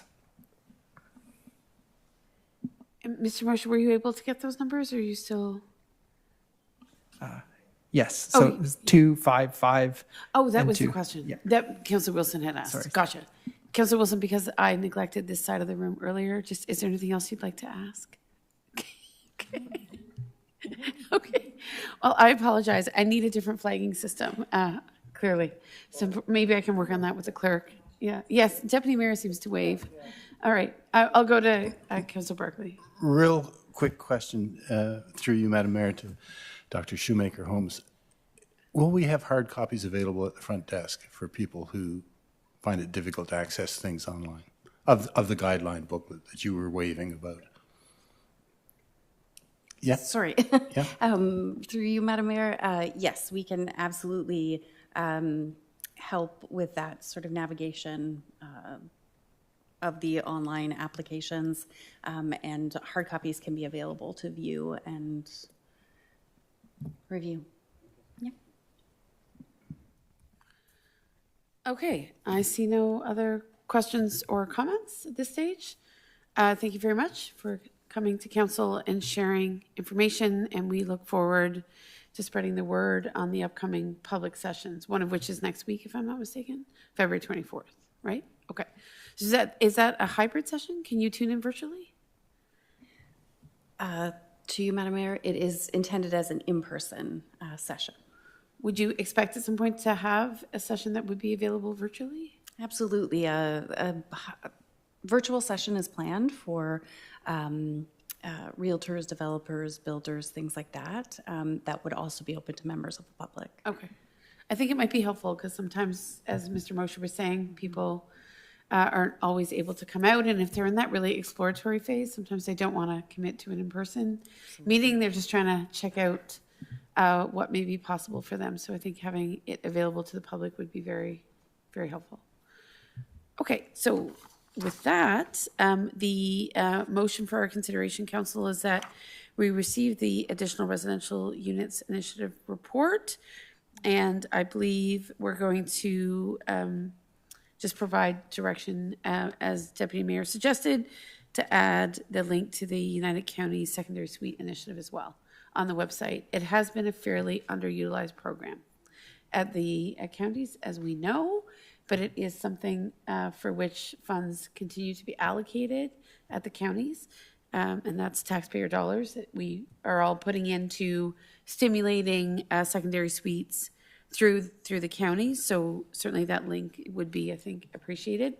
I know there are some stipulations with the program around affordability at the county level that we understand have made it perhaps particularly challenging to obtain the grant because of the longer term commitments that are being asked around affordability. I understand that this ARU initiative doesn't have an affordability stipulation as the secondary suites program does at the counties, correct? Through you, Madam Mayor, we do have a scoring rubric, a scoring card, and affordability considerations are awarded higher points. I see. And how would someone commit to that affordability? We've asked applicants to consider a best efforts at housing affordability, a clause that they would commit to, and describe in their application how they would consider that, and it would be an agreement that the applicant would uphold. We are asking for 5 years based on the United Counties person-centered rent geared to income chart. Okay, great. I would encourage you to ensure that some of the feedback that was provided to the counties about the program be taken into consideration, because I would assert that the county's program has not met with success because the affordability threshold was very high. So I think the balance between wanting to see some affordability but also wanting to see these units built is a delicate one, and I wonder if we overshot on affordability at the counties in a way that didn't allow these grant dollars to be well utilized. So hopefully, I know the RGI calculations at the counties are such that it makes a potential return on investment very difficult to achieve. So hopefully you've had the benefit of that conversation, or will continue to have that conversation, just so, you know, we hit the sweet spot, if you will. Okay. So I'll just look for a mover and a seconder for the motion. Councillor Wilson, Councillor Strachian, thank you. And I think we've had a fulsome discussion. Anything else to add, colleagues? Looking your way. Councillor Wilson, Councillor Strachian. Okay. I'll call the vote. All in favor? Thank you. Okay, that carries. Thank you very much. And with that, I think we have one last item, which is Equinel part lot of control exemption. And I believe, Ms. Martin, you were going to speak to that. Is that right? That is correct, Your Worship. I do not have a presentation for council, as this matter is quite housekeeping in nature. Part lot control is a mechanism under the Planning Act that allows us to further subdivide blocks within subdivisions for the creation of freehold lots. So in this case, Equinel has applied for Phase 6A of their subdivision to apply the part lot control exemption to allow for the creation of a variety of townhouse and 70 detached dwellings within Phase 6A. Councillor Sullivan, you had pulled this item. Is there anything you'd like to ask at this stage? Thank you, Madam Mayor, through you to Director Martin. My concern or my question was related to the location of these blocks that were under lot control, part lot control. And my question was answered previously, so I'm quite content to move that we pass this bylaw and with no further delay. Okay. Any other questions, colleagues, in regards to part lot control? If not, the recommendation this evening is that council approve and enact bylaw 1425 to lift part lot control within Phase 6A of the Equinel subdivision. I'll look for a mover and a seconder then. Councillor Sullivan, Deputy Mayor. Any final comments or questions? Seeing none, I'll call the vote. All in favor? Okay, that passes. So going down, we don't have any correspondence to consider or other business. So we do have a notice of motion from the deputy mayor. Does it need to be read in full, Ms. Preston? Through you, Madam Mayor. No, it was read on the Right. 4th of February. However, I would note that we have noted one technical error in the original iteration of the notice of motion, and that is in the third paragraph where it refers to the municipal bylaw, and it should read that it's bylaw 104-16 or as amended for consideration. And that's in the third paragraph? That is correct, So Madam replacing reference to 5818? That's correct, Madam Mayor. Okay. So we'll note that that is the amendment? Okay. And thank you for reminding me. So this has been read, and I believe the municipality is in support of this notice motion? Okay. So were we considering the motion or the notice of the motion this evening? The motion. Excellent. Okay. So with that, colleagues, I think you may be aware that there was a request to permit ATV traffic on two specific sections of County Road 20. Municipality went and ensured that they were supportive of this particular recommendation. It does have to be considered by the counties, but this was the way to activate the request to the counties to consider this particular exemption.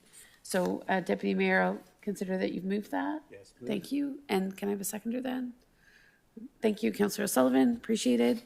Any comments or questions on this one? It will go to the counties for additional consideration, but this is our way of activating the request. Not seeing any other hands, I'll call the vote. All in favor? Great, that carries, thank you very much. In terms of introduction and consideration of bylaws, I see that we have dealt with all our bylaws this evening. Okay, excellent. And now we go to a period of questions from any members of the public or media. Would anyone like to ask a question? Okay, thank you. You'll just have to come to the mic. Appreciate it.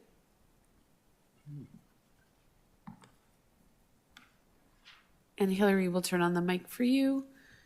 And for the purposes of record keeping, we just need a name and address. Thank you. So 23 Garrison Drive. I am a citizen of North Grenville and also a member of the Health, Wellness, Fitness and Active Transportation Advisory Committee. I came and sat in on one of these meetings about 2 years ago with respect to the Equinell subdivision and the crossing of the Settlers Trail. And it was on the table to have one crossing of that trail at that time. And I believe in the end it was decided to cross twice. I was concerned and felt that there wasn't a mechanism for citizens to have a say. So it was advised that I join a committee, and I have, and I've been attending the committee meetings for the last 2 years. I've spoken with many people in this room on the issue of the Settlers Trail.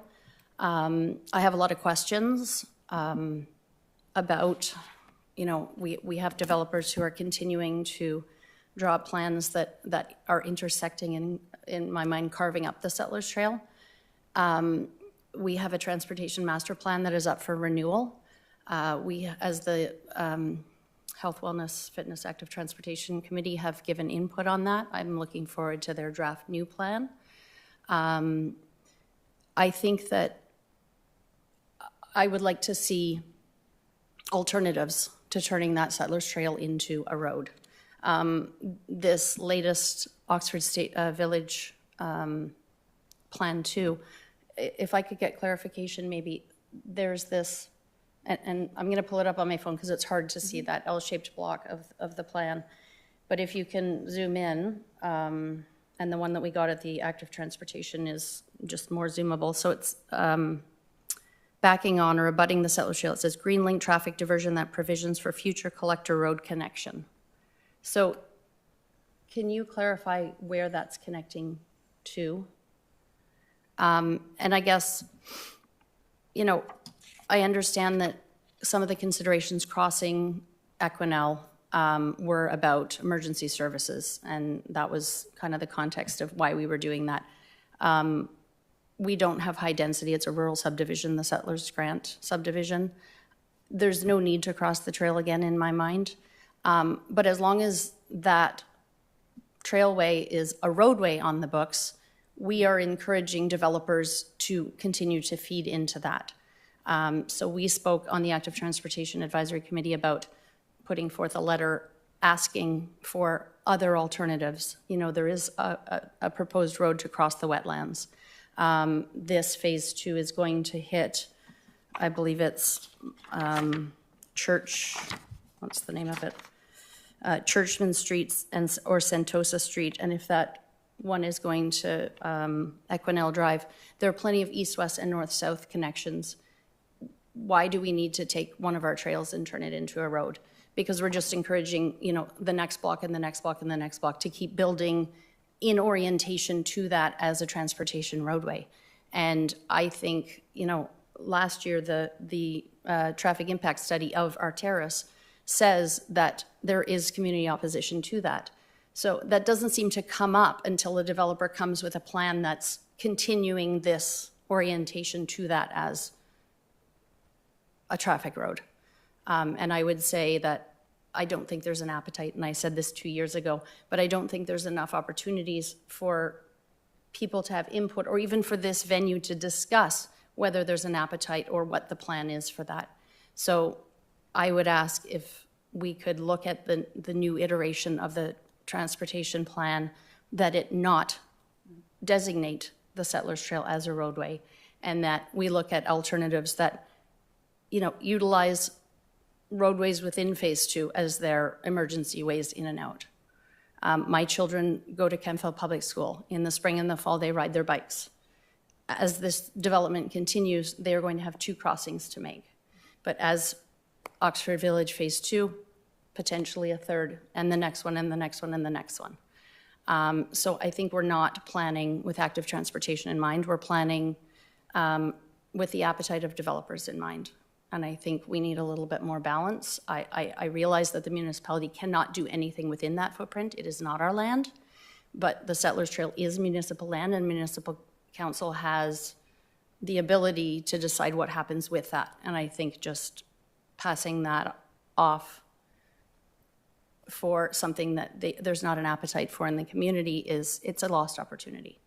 You know, we're applying for a grant to put a pedestrian walkway on the rail trail to link to Ottawa. But then, you know, with the other hand, we're talking about getting rid of existing trails. So, you know, are we going to apply for grants in a few years to put a new trail in to connect green spaces in the northwest quadrant? Or, you know, it's a lost opportunity if we let that trail go. So I don't know if that's a question. I guess maybe my question is, what alternatives to the Settlers Trail as a roadway are there in future development? For sure. And Ms. Martin, I don't know if you have an initial comment. I think we're all exceedingly interested in looking at alternatives. We're also about to launch an active transportation master plan that I'm sure you've heard about or have had some early discussion on at the committee.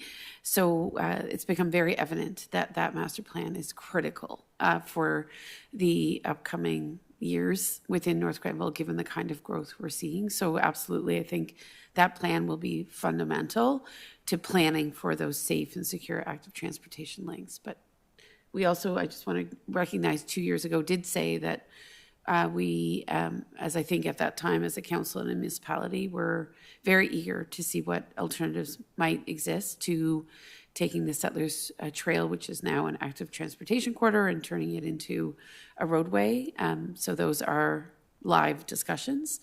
But I'll go to Ms. Martin for further comment at this stage, understanding you may not have all the answers, but certainly might want to provide some initial remarks. Thank you, Your Worship. I do want to address the one question you had, Ms. Jesso, in regards to that connection piece on the plan on the map.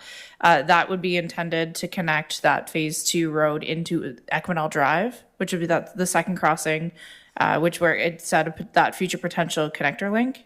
just on the mapping that you were referring to, that would be the linkage into the Equinel subdivision.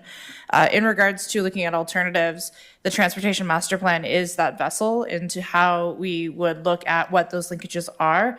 And certainly as when that comes forward for renewal, and I don't want to speak on behalf of Public Works because that would be a process that they lead, but we would have the ability to provide a little more direction and scope as part of a request for proposal to focus on specific areas. Not like we look at everything holistically, but to focus on certain areas to see if there are alternatives in relation to the unopened road allowance that is occupied by the Settlers Trail. I know in the Northwest Quadrant, when we were looking at just the development and stormwater management and the unevaluated wetland, there is a berm and there was contemplation for a potential roadway to be connected in through there. So that'll be to the south. However, we don't own any of the lands that we could use to make a road, but certainly as we start to look at development in that area, it's something that we have under consideration.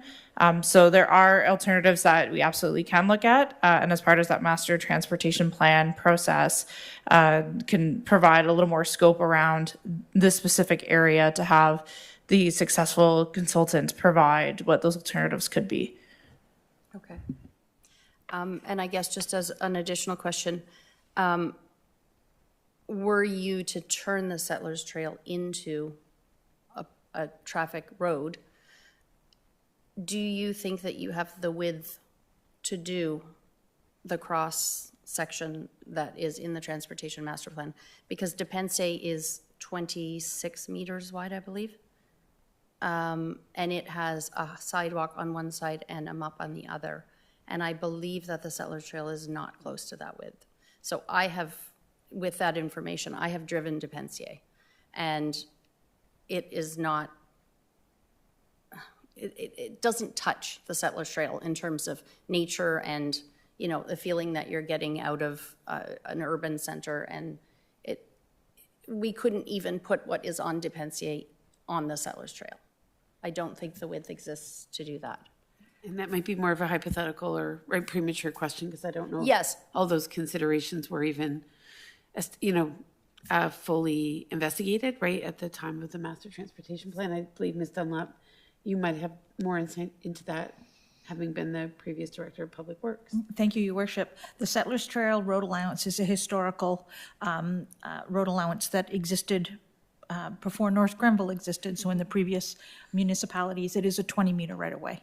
So it is not 26 like Depensé. So no, it would not have the same features. But again, as we enter into the transportation master plan, as we look to the future, that sort of comment, as well as how it would be developed, would have to be considered, should it ever be developed at council's approval. Okay, well, thank you for waiting so patiently to this section, and we appreciate your contributions to the committee. And I think transportation and active transportation will only increasingly get more focus in the next couple of years. So I think will be lots of opportunities to engage and connect. We understand how valuable Settlers Trail is among many other trails in the community. So no, Councillor Sullivan just wanted to contribute. Thank you, Madam Mayor, and through you, I guess, to Ms. Jesso. When the active transportation master plan is done, I believe it's in the budget for this year to be done in 2025. I assume that advisory committees, in particular Health, Wellness, Fitness, Active Transportation, will be given an opportunity, as well as the public, to contribute to as stakeholders to contribute to that plan. So this would be something that could be brought forward to the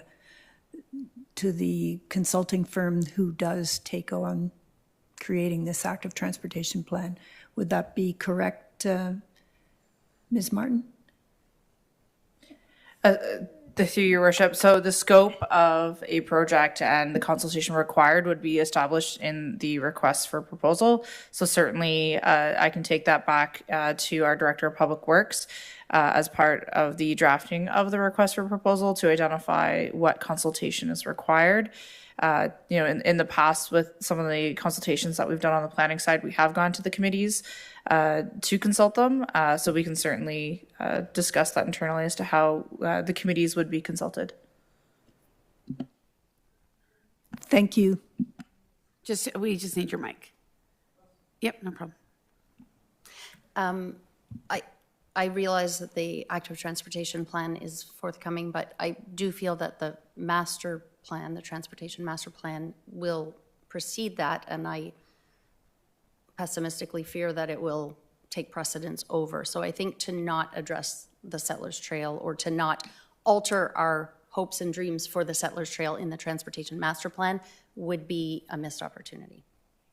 No, we hear that. And certainly the master transportation plan, as I understand it, is also up for renewal. So North Grenville's never had an active transportation master plan. So that's clearly something that's become very obvious that we need. But to your point, the master transportation plan will be refreshed. So it will allow council the opportunity to look at some of those alternatives that Ms. Martin has identified and see where we might be able to obviously meet the other obligations we have as a municipality for emergency services, et cetera. But I think, again, we're exceedingly open to other alternatives. So, and I hear you if it's on a document, right? Some developers take their cue, but I know that Ms. Martin, I am sure in every meeting, is highlighting the fact that there is no commitment to turning Settlers Trail into a road because it happens to be on a master transportation plan. And the real conversation is happening with the planners